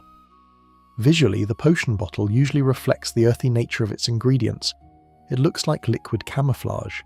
When you drink it, the sound effect, that glug, glug, smash, is followed by the sound of a bowstring tightening in your mind. The juniper berry has another quirk. It is one of the few ingredients that actually looks tasty. Most Skyrim ingredients are roots, fungi, or body parts. But the juniper berry looks like a snack. Fans have actually tried making juniper berry crostatas in real life, based on the in-game food item trying to capture the taste of the Reach. The consensus? It's piney, very piney. But back to the hunt. Imagine you are perched on the high walls of Karthspire. Below you, the camp is teeming with enemies. You have your potion. You drink it. The duration is 60 seconds. The clock is ticking. You become a machine. Draw. Loose. Kill. Draw, loose, kill. The potion ensures that every shot counts. It turns a chaotic brawl into a rhythmic exercise in population control. You are cleaning the map one arrow at a time.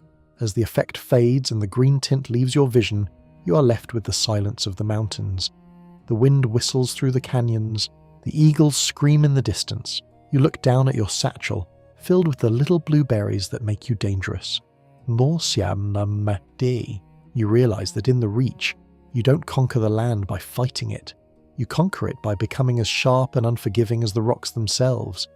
But sometimes you don't hunt for survival, and you don't hunt for sport. Sometimes you hunt for the most powerful force in all of Tamriel, capitalism. We have mastered the art of killing, now we must master the art of the deal. We need to brew something that will charm the gold right out of a merchant's pocket. We are leaving the wilds and heading back to civilization. The sharp, pine-scented air of the Reach fades behind us as we descend from the perilous cliffs. We leave the adrenaline of the hunt and the silence of the sniper's perch, trading the wild mountains for the cobblestone streets and bustling markets of civilization. We are done with survival for the moment. We are done with killing. Now we're interested in a different kind of power. The power that builds houses, bribes guards, and fills the basement of Lakeview Manor with cheese wheels. We're talking about gold. We're about to brew the merchant's gold. This isn't a potion you drink to save your life. It's a potion you brew to ruin the local economy. We are mixing the dusty, gothic hanging moss with the brutal, sharp bear claws. Our journey takes us first to the capital of Skyrim, the majestic city of solitude. But we aren't heading to the Blue Palace to rub elbows with the Jarl. We are heading underground into the cool, silent corridors of the Hall of the Dead. Hanging moss is a peculiar ingredient. It doesn't grow in the sun, it grows in the shade, clinging to old stone architecture like a dusty beard. You find it draping off the Nordic ruins, dangling from the ceiling of the Blue Palace's basement, and most abundantly in the catacombs. It is the flora of neglect. Harvesting hanging moss is a quiet, almost archaeological experience. You reach up, usually having to look straight up at the ceiling texture, which we all know can be a mixed bag, and pull. Rip. The sound is dry, like tearing old paper or parchment. Dust motes dance in the torchlight as the moss comes free. It feels brittle in your hands, light and fibrous, smelling of old attics and forgotten history. It is grey, lifeless, and utterly unappetizing. To give this dry vegetable matter value, we need to introduce violence. We need the bear claw. If you have been wandering the Rift or the forests of Falkreath, you have likely encountered the source of this ingredient. Bears in Skyrim are famously louder than dragons. You hear that distorted, bass-boosted roar before you even see the fur. Fighting a bear is a chaotic mess of staggering blows and camera shake. But once the beast is slain, looting the claws is a prize in itself. The bear claw is heavy. It is a curved, ivory-coloured weapon of nature, still sharp enough to cut your alchemy satchel if you aren't careful. It represents raw, physical power. It smells of musk and wild animal. Holding one, you feel the weight of the creature it came from. Now let's take these two disparate items, the dusty moss of the dead and the bloody claw of the wild, to an alchemy table. Perhaps we use the one in radiant raiment in solitude, just to be fancy. You grind the bear claws in the mortar. It is hard work. Bone and keratin crunch and shatter, creating a coarse white powder that looks like crushed ivory. Then, you add the hanging moss. As you mix the dry moss with the bone powder, you add a solvent, let's say a simple ale or water. The mixture turns a muddy brownish grey. It is not a pretty potion. It looks like dirty dishwater, but the magic happens in the stats. When hanging moss and bear claws combine, they unlock two very specific, very high-value effects: Fortify Health and Fortify One-Handed. They also damage Magicka regeneration, but we don't talk about that. Here is the core in-game fact that drives the merchant's gold philosophy. The value of a potion in Skyrim is determined by the strength and number of its effects, regardless of whether those effects are actually useful together. A potion that makes you stronger, healthier, but dumber is complex, and complexity costs money. When you bottle this brown sludge, the value skyrockets. A single vial can be worth hundreds of septims. You aren't brewing a beverage, you're brewing a localized inflation crisis. This brings us to the ritual of the sale. We all know the path. You walk into Belethor's General Goods in Whiterun. Everything's for sale, my friend. Everything. If I had a sister, I'd sell her in a second. Belethor is the patron saint of the mercantile player. You approach the counter. You have a stack of 50 potions of Fortify One-Handed. You don't need 50. You don't even use one-handed weapons. You're a stealth archer. We just established this. But Belethor doesn't care. The AI sees the value tag, click, sell, ka-ching. The sound of gold pieces filling your inventory is one of the most satisfying audio cues in gaming. It's a heavy metallic clatter. You sell one potion, and you take all of Belethor's gold. He is now broke. He has 0 gold and a potion he will never drink. But you aren't done. You perform the quick save punch. This is a mechanics exploit that has become community folklore. You quick save. You punch the merchant in the face. You reload the save. Suddenly their inventory and gold have reset. It is a violent metaphysical reset button on the economy. You do it again. Sell. Punch. Reload. Sell. There is a fantastic fan theory regarding the economy of Skyrim. Fans speculate that the Dragonborn is single-handedly causing a recession.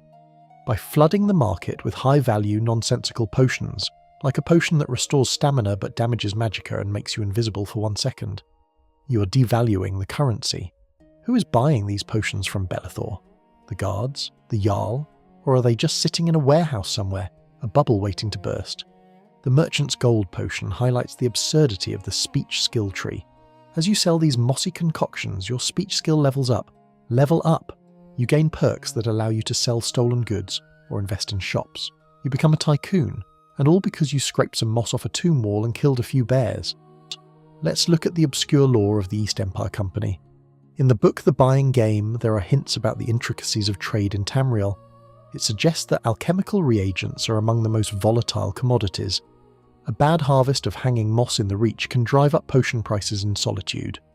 The Dragonborn, by stripping entire dungeons of their moss, is essentially cornering the market. You are a monopoly of one, but there is a dark side to this greed.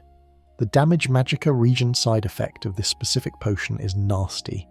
If you were to accidentally drink this in the heat of battle, perhaps thinking it was a regular health potion because they look similar, you would find yourself healthy, swinging your sword hard but unable to cast a single spell. Your Magicka bar would stagnate. It is a berserker's brew, forcing you to abandon magic and embrace the physical.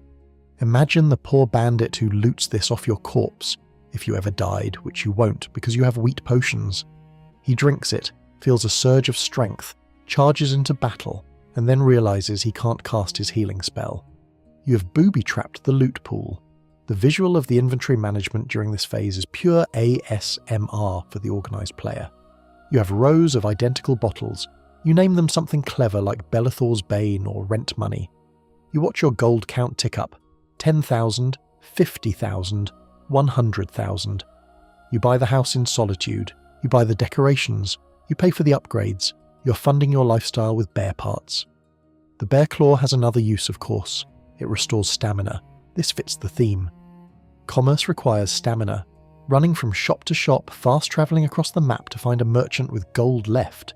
It's exhausting work. The Dragonborn is the busiest courier in the land. As you stand in the market square of Riften, listening to Grelka shout about her armour, you feel the heavy purse at your hip. The hanging moss has been turned into influence. The bear claws have been turned into property. You have mastered the art of the deal. You have turned the gross and the dangerous into the shiny and the valuable. But as your purse grows heavier, you realise a problem. Gold has weight, in survival mode at least. And even if it doesn't, all that loot you're buying, the dragon bones, the ebony ingots, the sheer volume of cheese, it adds up. You're rich, but you are encumbered. You're walking at a snail's pace because you refuse to drop a single Dwemer strut. You need strength. Not just the strength to swing a sword, but the strength to carry the world on your back. You need to become a beast of burden. And for that, we must turn to the giants. We must look at their feet. We're about to brew the most infamous, high-value, carry-weight boosting potion in the game. We're about to engage in the toe ritual. The thrill of the sale fades as the Dragonborn steps out of Belethor's general goods, pockets heavy with gold. But there is a new problem, a heavy problem. You are rich, yes, but you're also a hoarder. Your inventory is a chaotic museum of dragon bones, ebony warhammers, Dwemer struts, and 17 cheese wheels that you refuse to drop just in case. You try to run, but you can't. The dreaded message flashes in the top left corner. You're carrying too much to be able to run. You're reduced to a slow, agonizing walk, a snail's pace. The bandits on the road are going to catch you. The wolves are going to nip at your heels while you trudge along, burdened by your own greed. We need a solution. We need to become a beast of burden. We need the strength of the giants themselves. We're about to brew the potion of carry weight, better known to the community as the toe. And to do that, we must engage in the most grotesque, lucrative, and morally questionable ritual in all of Skyrim alchemy. We need creep cluster and a giant's toe. Let's start with the vegetable matter, because it's the less horrifying part of this equation.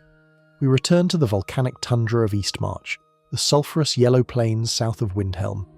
Amidst the geysers and the mammoth herds, you will find the creep cluster. This is not a plant you want in your garden. It looks like a nest of tangled, fleshy red roots writhing out of the ash. It doesn't have leaves, it has tendrils. Harvesting it is uncomfortable. When you pull a creep cluster from the soil, it makes a wet, tearing sound, like separating raw meat from bone. Oh, it clings to the earth. In your hand, it feels warm, pulsating slightly with the geothermal heat of the land. It smells of sulphur and old compost. But the creep cluster is merely the binder. The true power, the ingredient that single-handedly breaks the alchemy economy and defies all logic, is the giant's toe. To get this, you must hunt the biggest game in Skyrim. You must find a giant camp. Giants are majestic, tragic figures. They herd their mammoths, they make cheese, and they paint the rocks with mysterious spirals. They're generally peaceful unless you encroach on their territory. But the alchemist has no room for sentiment. You need their feet. The fight is always terrifying. The ground shakes with every step they take. Their clubs can launch you into the stratosphere, but eventually the giant falls. The earth shudders one last time. Silence returns to the camp. Now comes the loot. You open the giant's inventory, gold, maybe a wolf pelt, and giant's toe. Let's pause and visualize this. You aren't taking the whole foot. You are taking one toe. Which one? The big one? The pinky? And why does the giant only drop one? Does he not have 10? Or did the fall destroy the other 9? This is one of those video game logic moments that fans have laughed about for over a decade. The idea of the Dragonborn, the saviour of the world, crouching over a massive corpse with a dagger, meticulously severing a single digit, is gruesome. The item model in the menu confirms it. It is a severed greyish-brown toe complete with a gnarly yellowed nail. It is enormous. It takes up a significant amount of space in your bag. It is, frankly, disgusting. But bring this severed digit to an alchemy table and you're holding pure potential. The recipe is legendary. You take the creep cluster, that tangle of red roots, and you mash it in the mortar. It breaks down into a sticky, fibrous paste. Then you take the giant's toe. How does one grind a toe? The game glosses over this, but we can imagine the horror. The bone, the tough skin, the sheer mass of it. You have to chop it first. You have to break it down. It resists the pestle. It smells of musk, mammoth cheese, and unwashed feet. It is the absolute low point of alchemical glamour. But when the toe paste mixes with the root paste, something magical happens. The mixture turns a sickly, opaque brown red. It looks heavy. It looks like protein sludge. And the value? Oh, the value. Here is the core in-game fact that every power leveler knows. A potion made with a giant's toe is the most expensive potion you can craft in the base game. The Fortify health effect from the toe has a massive magnitude multiplier. This means the game thinks this potion is incredibly powerful, and therefore incredibly valuable. If you mix giant's toe, creep cluster, and wheat, the holy trinity of alchemy leveling, you create a potion that is worth thousands of gold. You create a potion that boosts your health, your carry weight, and damages your stamina regen, a side effect we ignore. But we are here for the carry weight. When you drink this sludge, choking down the essence of giant feet, your back stiffens, your muscles bulge. The weight of those 20 dragon bones in your backpack suddenly feels like feathers. Your carry capacity shoots up. You can sprint again. You can fast travel again. You're no longer a snail, you're a freight train. The utility of this potion is a lifesaver for the loot goblin playstyle. We've all been there. You've just cleared a dwarven ruin. You're carrying 400 pounds of Dwemer scrap metal because you want to level your smithing. You're over-encumbered by 50 points. You are miles from the nearest city. You pop the cork. Gulp. Suddenly you are free. You sprint out of the ruin, running all the way back to Whiterun with a literal ton of metal on your back. It is the potion of no item left behind. The obscure lore regarding giants adds a layer of depth to this gross consumption. In Giants, a discourse, scholars debate the origins of these massive beings. Some say they share ancestry with the Nords, descending from the Atmorans. Others say they are closer to the elven races, but one thing is agreed upon. Their vitality is immense. They are part of the land itself. By consuming a part of them, you are absorbing that connection to the earth. You are borrowing their strength to bear the weight of the world, or at least the weight of your loot. There is a thriving toe economy in the fan community. Players share screenshots of chests filled with hundreds of giant toes. It becomes a currency. I'll trade you 5 toes for a Daedric bow. It highlights the absurdity of the game's economy, where a severed body part is more stable than the gold septim. But let's talk about the creep cluster again. It is the unsung hero of this mix. While the toe provides the health and the weight, the cluster provides the magical kick. It grows in the ash of the Red Mountains fallout in Solstheim, or the volcanic vents of Eastmarch. It is a plant that thrives on disaster. It suggests that to carry a heavy burden, you need resilience. You need to be like the root that grows in the fire. The visual of the potion bottle is usually the standard Fortify Health red, but seasoned players know better. It should be brown. It should be chunky. It should look like a protein shake gone wrong. Imagine the Dragonborn in the middle of a dungeon, over-encumbered. They stop, open a bottle of toe juice, and down it in one go.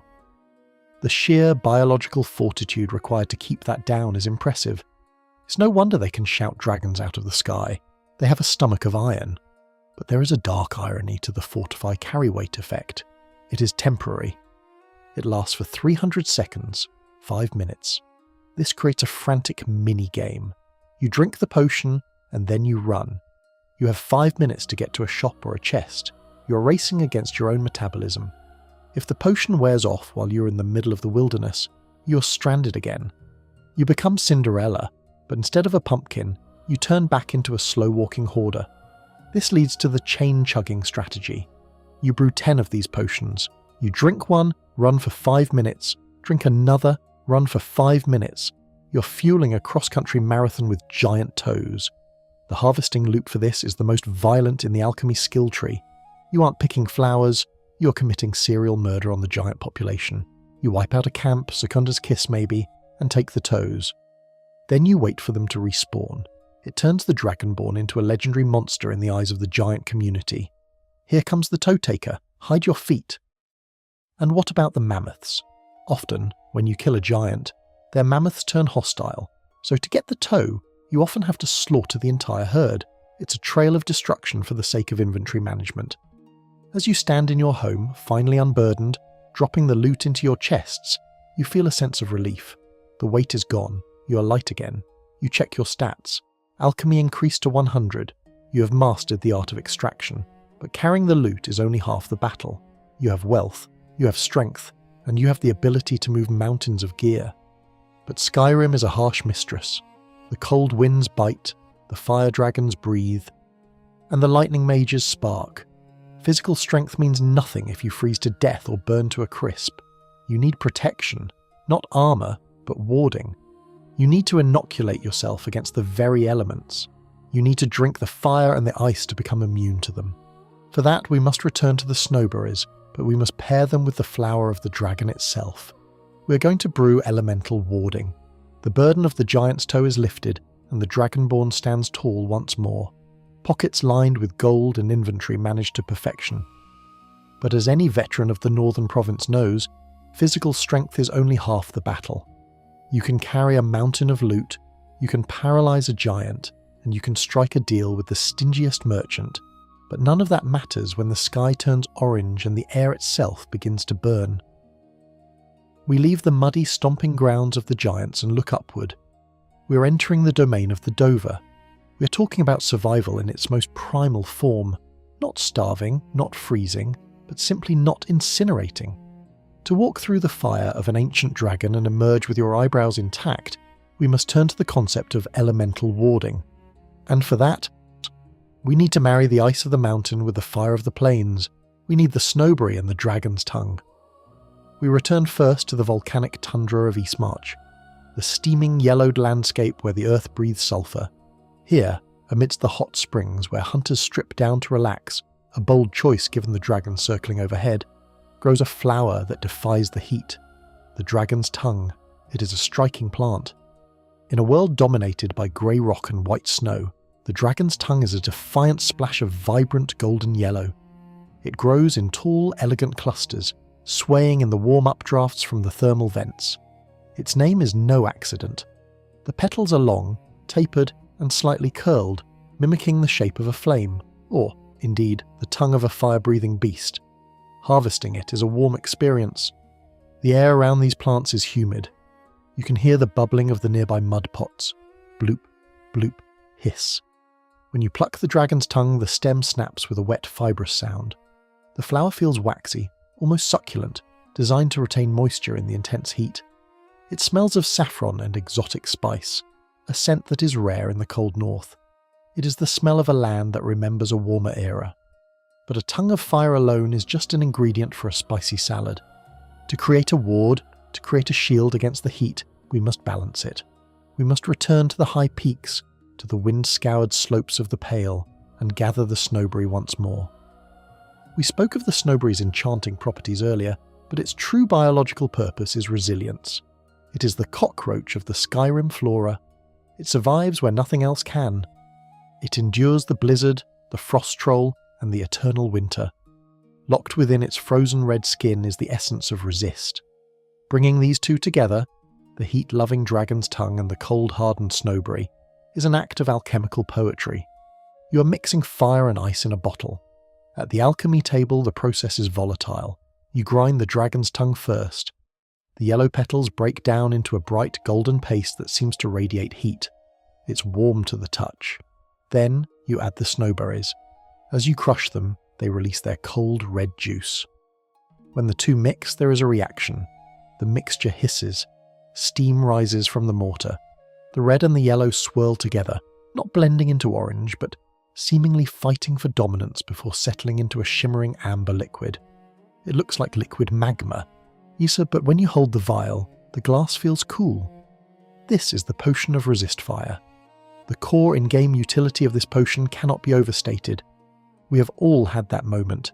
You're wandering the plains of Whiterun, listening to the soundtrack swell, the gentle strings of Secunda.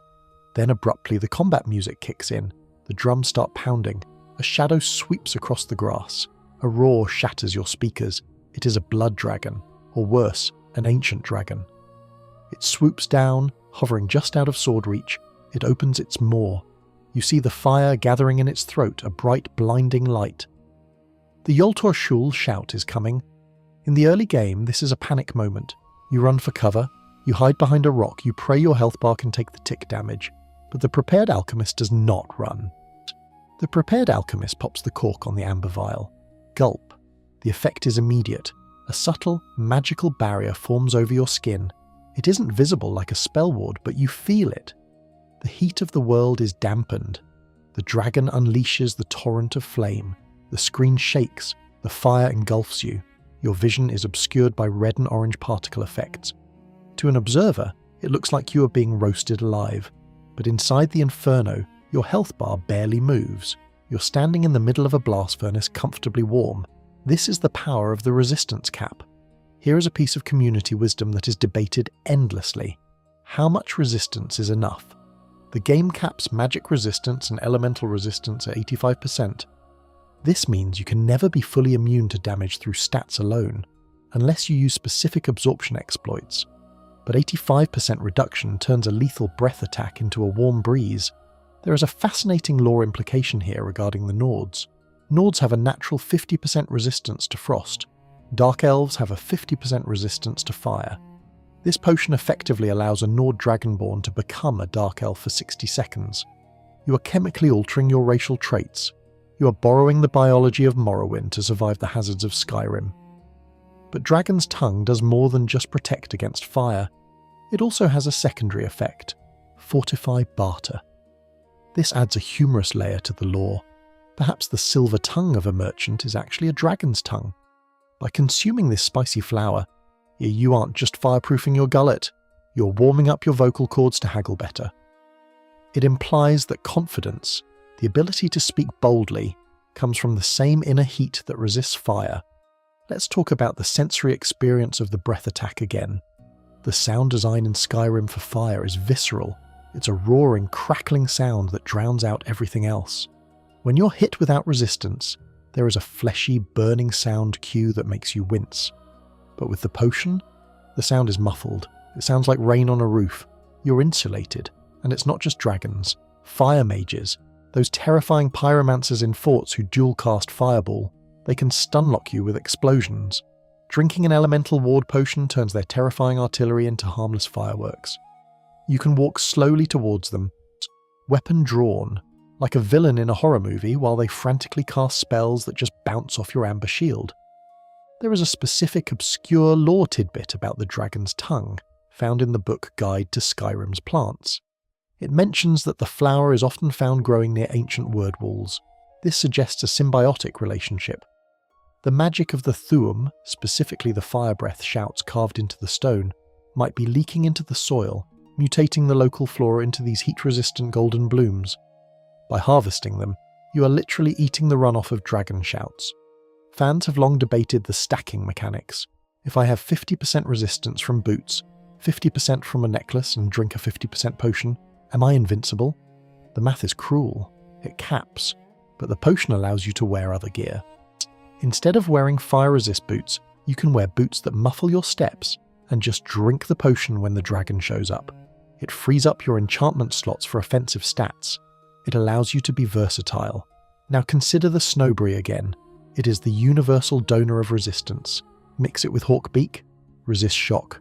Mix it with thistlebranch, resist frost. Mix it with dragon's tongue, resist fire. The snowberry is the blank canvas upon which you paint your defense. It is the white mage of ingredients. Harvesting runs for these two ingredients offer a beautiful contrast in gameplay loops. You spend the morning in the snow, freezing, listening to the wind howl, picking red berries. Then you fast travel to the volcanic tundra, strip off your fur armor because the screen looks hot, and pick yellow flowers while dodging steam jets. You're experiencing the full climatic range of the province in 20 minutes. There is also the trap factor.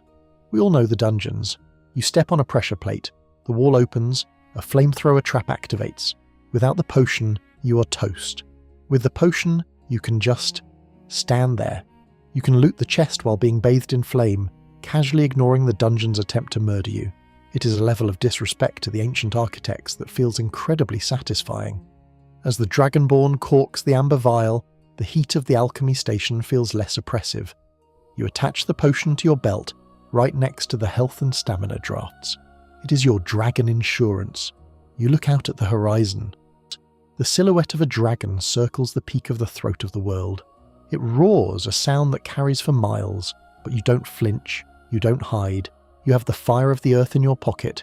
You're ready to dance in the flames, but surviving the fire is a loud, chaotic affair. It is a battle of elements. Sometimes the danger isn't a giant lizard screaming at you. Sometimes the danger is the situation itself. You are trapped. You are surrounded. You need to leave. Not fight, not tank, but leave. And you don't want to just run. You want to disappear into a mist. You want to become a creature of the night, dissolving into a cloud of bats and shadow. To do that, we must turn to the darker side of alchemy. We need the wings of the night moth and the dust of the vampire. We are brewing the vampiric mist. We leave the searing heat of the dragon's fire and the golden flowers of the tundra behind. The sun dips below the horizon, painting the sky in bruises of purple and black. The moons, Massa and Secunda, rise to take their watch. It is night in Skyrim. For the common folk, this is the time to bar the doors and huddle by the hearth. But for the alchemist, the world is just waking up. We are stepping into the cool, silent dominion of the nocturnal hunter. We are about to brew the vampiric mist. This is not merely a potion of disappearance. We covered that with the gross chorus eggs deep underground. No, this is a potion of restoration through stealth. It is the ability to vanish from the mortal plane while your wounds knit themselves back together in the dark. It is the closest a mortal can get to the mist form of a vampire lord without actually contracting sanguinar vampiras. To achieve this supernatural escape, we need the dust of the undead, yes, again, and the fragile glowing wings of the lunar moth. Let's start with the lunar moth. If you have ever travelled the roads of Falkreath or the Rift at night, you have seen them. They are the most beautiful insects in the game. Unlike the frantic, erratic flight of the blue butterfly or the torchbug, the lunar moth glides. Its wings are a pale, translucent green, glowing with a soft, bioluminescent light that mimics the colour of the smaller moon. Harvesting them is a serene, almost hypnotic experience. You don't hunt lunar moths, you dance with them. They are drawn to light. You stand near a torch sconce outside a dungeon, or a lantern on a guard post, and you wait. They flutter in, silent ghosts against the darkness. Flutter, flutter. You reach out, snatch. Added lunar mothwing, too. The sound is soft, like a page turning in a book. The wings in your inventory are delicate. They look like leaves made of moonlight. They smell of night-blooming jasmine and cool air. There is a fragility to them that makes you feel clumsy holding them in your gauntleted hands. Now, we return to the vampire dust. We used this ingredient back in the caves with the chorus eggs to create simple invisibility. But alchemy is all about pairings. The chorus egg brought out the fade aspect of the dust. The lunar mothwing, however, unlocks something deeper. In the lore, moths are powerful symbols. The ancestor moths of the Cyrodiilic cults are said to carry the spirits of the dead. They represent the soul, the spirit, the connection to the ethereous. When you mix the dust of a vampire, a creature that defies death, with the wing of a moth, a creature that represents the spirit, you create a synergy of rebirth. At the alchemy table, the combination is ethereal. You crush the vampire dust first, turning it into that familiar grey pile of necromantic soot. Then you add the Lunar Moth wings. They don't grind into a paste, they dissolve into a shimmering green powder. When you mix the two, the reaction is silent. There is no bubbling, no hissing. The dust simply absorbs the light of the wings. The resulting liquid is a pale, ghostly green, swirling with grey mist. It looks like bottled fog. It looks like the breath of a ghost on a winter window. This is the potion of invisibility combined with regenerate health. Here is the tactical genius of this specific brew. Simple invisibility is great for sneaking past a guard, but if you're in the middle of a fight, if you're at 10% health, bleeding, and surrounded by Draugr Deathlords, simple invisibility only pauses the fight. You're still broken. You're still one hit away from a reload. But the vampiric mist changes the equation. You drink it. Whoosh. You vanish. The enemy loses target lock.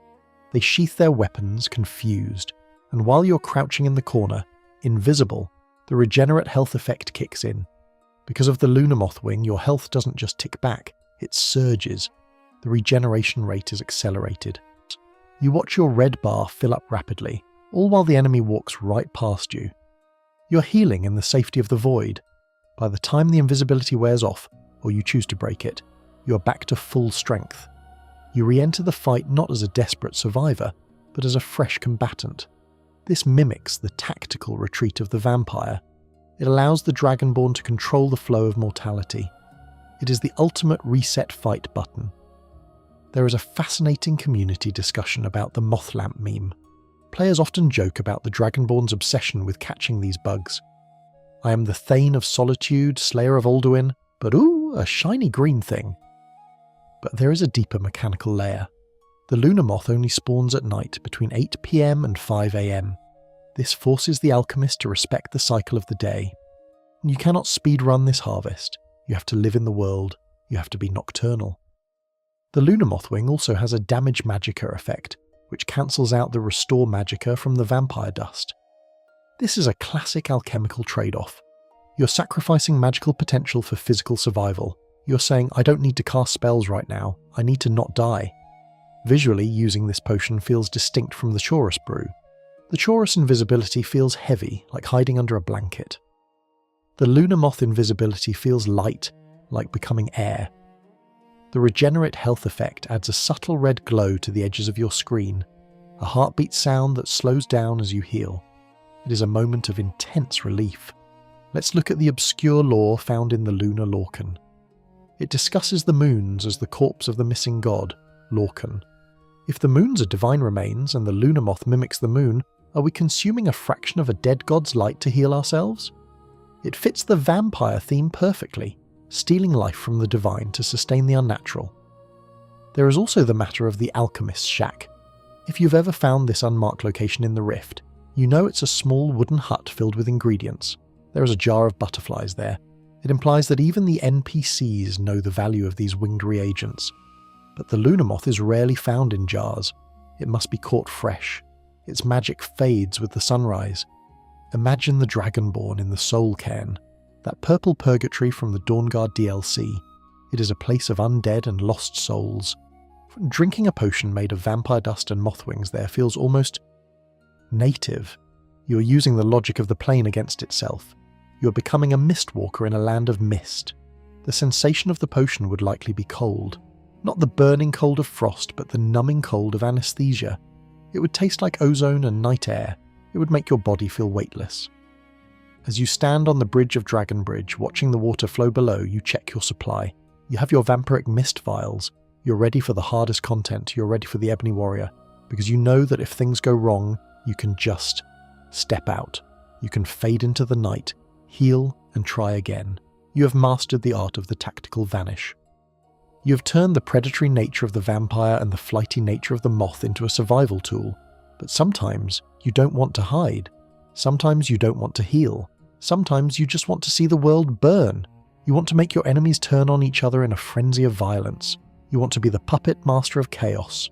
To do that, we must leave the gentle night and return to the dark, damp caves. We need the mushroom that drives men mad and the fat of the regenerating beast. We are brewing unbridled rage. The quiet, misty reprieve of the night fades as the Dragonborn steps away from the moonlit road. We have spent enough time hiding. We have healed our wounds in the safety of the void, and we have ghosted past our enemies like a whisper. But sometimes, sneaking is boring. Sometimes, you don't want to avoid the fight, you want to orchestrate it. You want to sit back in the shadows, peel an apple, and watch the world tear itself apart. We are descending back into the damp, claustrophobic dark to brew a potion of pure chemically induced madness.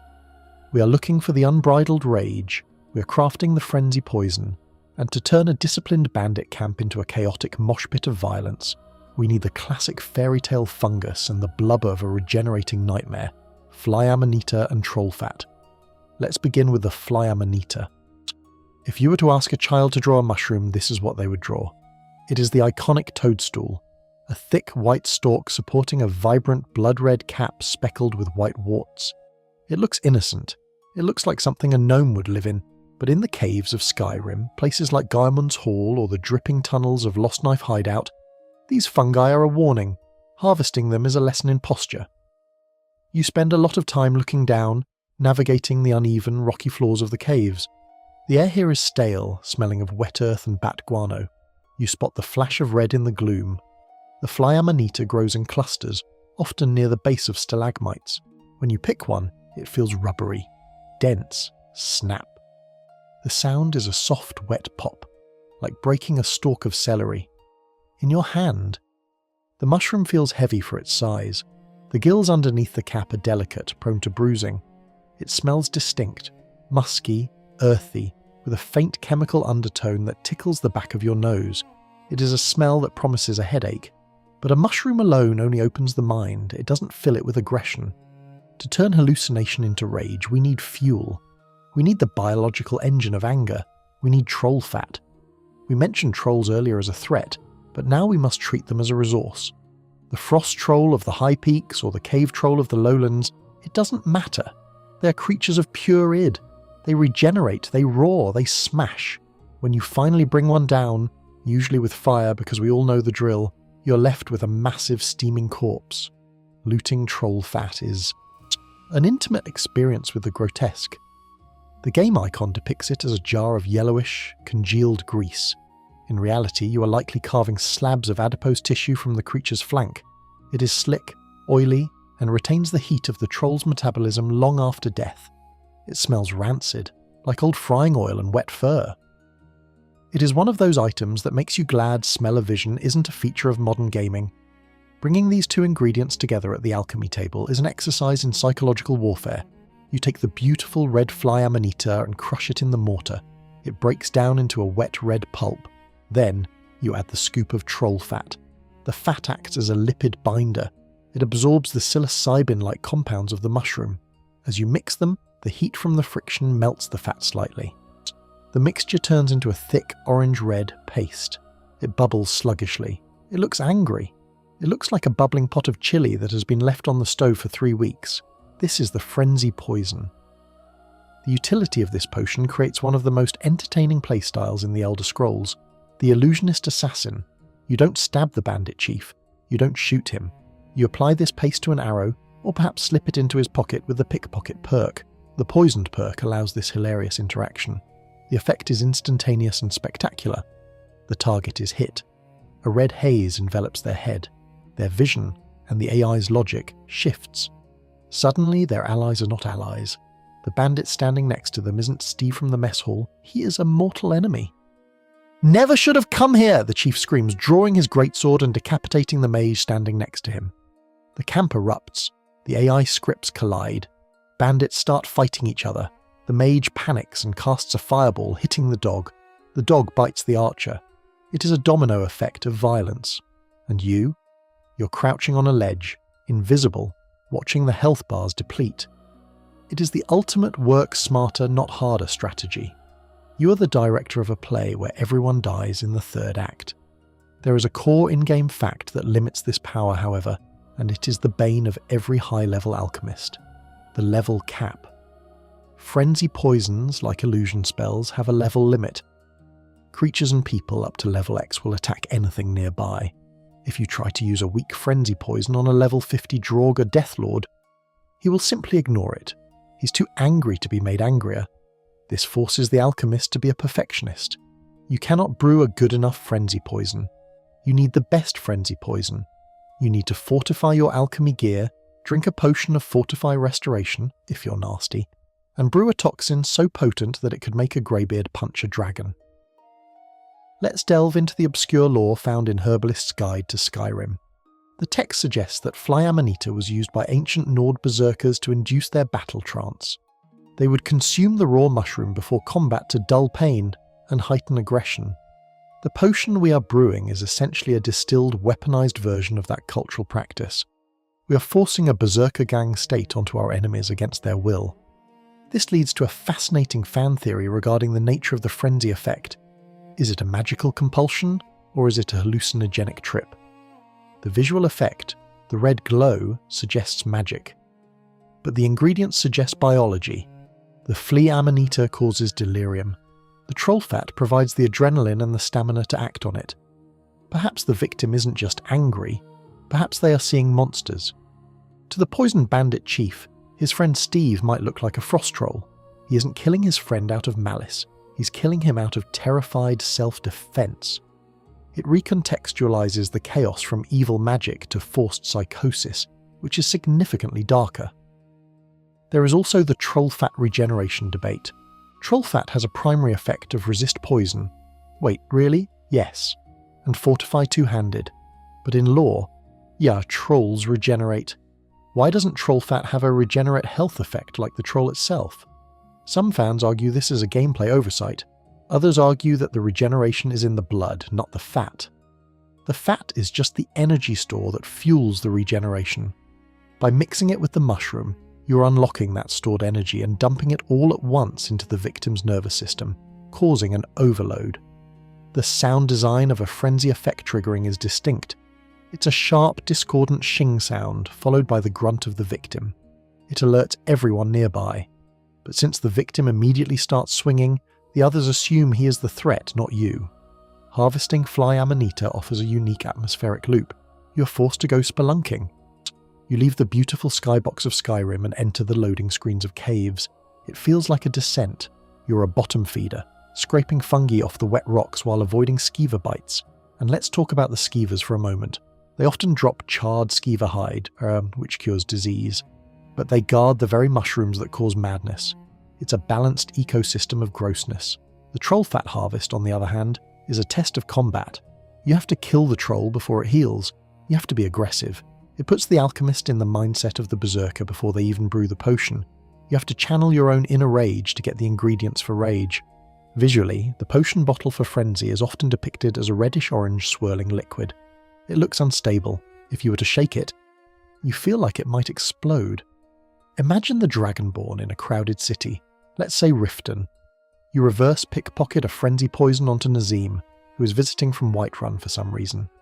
He draws a dagger and attacks a guard. The guards swarm him. It is a cruel, petty way to remove an annoyance without getting a bounty.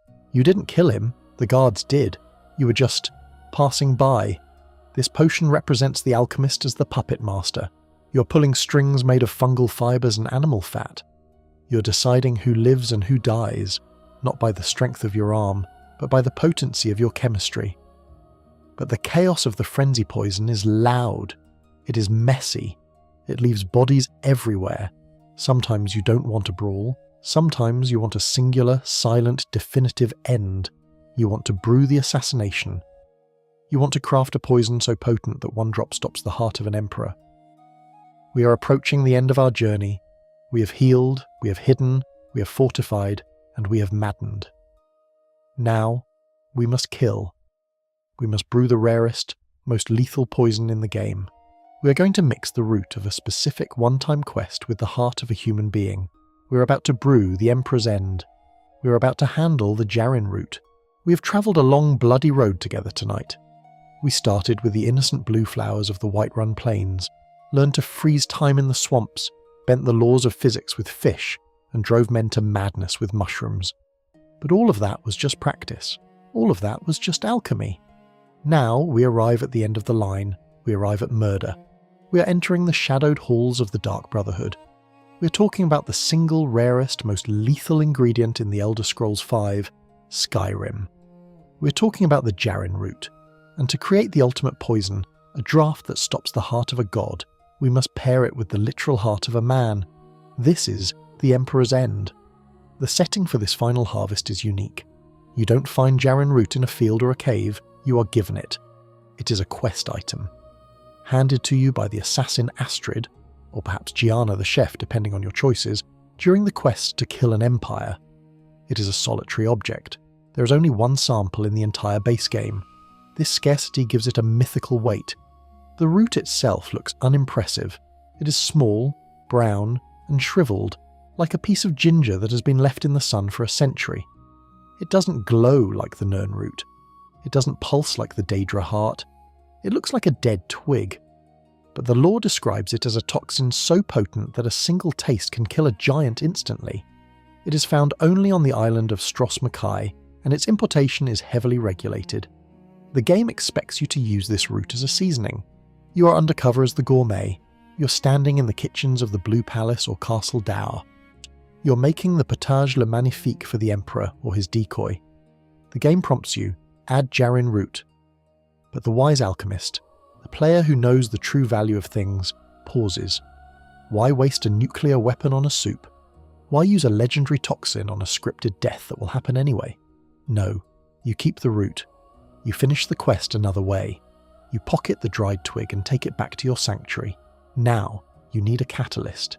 You need something that resonates with the concept of life ending. You need a human heart. Obtaining a human heart in Skyrim is a grim business. You don't buy these at the market. You find them in the blood-soaked rituals of necromancers, on the altars of hagravens, or perhaps, if you are particularly unlucky, inside the chest cavity of a werewolf's victim. It is a gruesome item. The visual model is stark. It is a muscle. It is red, wet, and heavy. It looks exactly like what it is. When you hold it in your inventory, there is a sickening reality to it. It isn't a Daedra heart, which feels fantastical and alien. It is a human organ. It implies that someone, somewhere, is missing it. Bringing these two items to the alchemy table is the darkest ritual you will perform. You're in the Falkreath Sanctuary, perhaps. The silence is heavy, broken only by the dripping of water and the distant sharpening of a blade. You place the Jarrin Root into the mortar. It is hard as stone. You have to crush it with force. It breaks into a fine, dusty powder that smells of bitter almonds and old earth. Then you add the human heart. We don't need to describe the sound of grinding a heart. Let's just say it is wet. It is visceral. The pestle works the muscle into a paste, mixing it with the dust of the root. The mixture turns a deep, almost black crimson. It doesn't bubble. It doesn't hiss. It sits there, absorbing the light. It looks like coagulated blood. This is the poison of massive damage health. Here is the core in-game fact that makes this potion legendary. Jarrin Root has a magnitude multiplier for the damage health effect that is 100 times higher than any other ingredient. A standard Deathbell does modest damage. The Jarrin Root does catastrophic damage. When you mix it with a human heart, which also carries the damage health effect, you create a poison that deals thousands of points of damage per second. We are talking numbers like 3,000, 4,000, or even 6,000 damage, depending on your alchemy gear. To put that in perspective, a legendary dragon has about 4,000 health. Karstag, the hardest boss in the game, has 4,000 health. The Ebony Warrior implies a similar durability. This one vial is a delete button. You apply it to a simple iron arrow. You walk up to the Ebony Warrior, that towering figure of enchanted armour who challenges you at level 80. He expects a duel of shouts and steel. You loose one arrow, it scratches his armour, and he drops dead. There is no fight, there is no struggle. The poison is absolute. It is the Avada Kedavra of Skyrim. The community debate around Jarrin Root is intense, particularly regarding the farming exploits. In the Hearthfire DLC, players discovered that if you plant the Jarrin Root in a garden planter, you might be able to harvest more, but it's glitchy. Sometimes it works, yielding 2 roots. Sometimes the plant disappears forever. This led to the save scumming phenomenon. Players would stand in their greenhouse saving and reloading for hours, trying to duplicate the root. Why? Because having one delete button is cool, but having a garden full of them makes you a god of death. It turns the Dragonborn into a cultivator of extinction. There is also the narrative weight of the human heart ingredient. Why does it work so well here? The lore of the Dark Brotherhood suggests that Sithis, the Dread Father, requires a soul. By using the heart, the seat of the soul in many Tamrielic cultures, you are effectively offering a sacrifice to empower the poison. You aren't just using chemistry, you are using necromancy. You're binding the death of one person, the heart's owner, to the death of another, the target. Visually, the resulting poison bottle is usually red, but it should be black. It should be Vanta black. When you look at it in your inventory, it has a value that rivals a house. It is the most expensive single consumable you can create. Imagine the Dragonborn carrying this vial. You save it. You never use it on a bandit. You never use it on a bear. You save it for the big one. But like the Mega Elixir in other RPGs, many players finish the game with the Jarrin Root poison still in their pocket. It becomes a trophy. It is the potential for death, frozen in glass. The Jarrin Root quest itself, to kill an empire,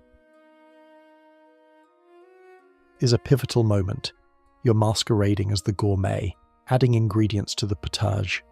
A dash of vampire dust, some giant's toe. The game plays it for dark comedy, but if you add the root, the cutscene is chilling. The Emperor eats, he comments on the unique flavour, and then he just stops. Using the poison later, on your own terms, feels like reclaiming that agency. You didn't kill the Emperor because Astrid told you to. You killed a God King dragon because you brewed the poison that could do it. The sound design of a damage health poison taking effect is usually a sharp gasp, but with the Jarrin Root, the damage is so high that the enemy often doesn't even have time to gasp. They just ragdoll. The physics engine takes over instantly. One moment, a proud warrior, the next, a heap of polygons. As you stand in the sanctuary, staring at the black vial, you realise the journey you have taken. You started with wheat and blue flowers, trying to keep yourself alive. You moved to paralysis, to invisibility, to fortification. Yet you learn to manipulate the economy, the weight of your gear, and the elements themselves. And now, you hold the power to end any life in Tamriel with a single scratch. You have mastered the flora and fauna of the north. You have turned the world of Skyrim into your personal laboratory. The giants, the trolls, the butterflies, the roots, they're all just reagents in your grand experiment.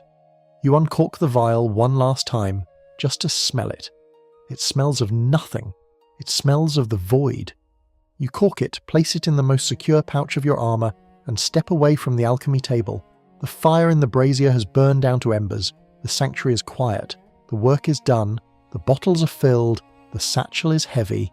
You're ready for whatever the Fourth Era throws at you, whether it be dragons, civil wars, or just a really stubborn door lock. You have a potion for that. So, there we have it. The mortar and pestle finally come to a rest. The heavy stone bowl, stained with the vibrant green of paralysis roots and the deep crimson of healing draughts, sits cool and silent on the table. The fire in the hearth has burned down to low, glowing embers, casting long, soft shadows that dance gently against the timber walls of your home. We have travelled far tonight, haven't we? From the sun-drenched plains of Whiterun, where the wheat sways in the wind, to the damp, echoing caves where the glowing mushrooms cling to the rock. We have braved the biting cold of the Pale for snowberries and felt the volcanic heat of the tundra for Dragon's Tongue. We have chased butterflies, dodged giants, and even bargained with the darkness itself. But now, the harvesting is done. The satchel at your hip is heavy, filled with the reassuring weight of preparation. The glass vials clink softly together, a quiet lullaby of safety. You are ready for whatever the road may bring tomorrow, be it dragons, bandits, or simply the cold wind of the mountain pass. But for now, the road can wait. The adventure can pause. Listen to the wind howling outside, scratching against the window pane, unable to reach you here in the warmth. The world of Skyrim continues to turn, the moons rising and setting in their eternal cycle. But you are safe. You have bottled life, strength, and magic. You have mastered the elements. Let your eyes grow heavy now. Let the tension in your shoulders melt away like wax near a flame. The alchemy table is clear. The ingredients are stored. The work is finished. breathe in the lingering scent of dried herbs and warm firelight, and drift away from the frozen north and sink into the deep velvet quiet of rest, sweet dreams.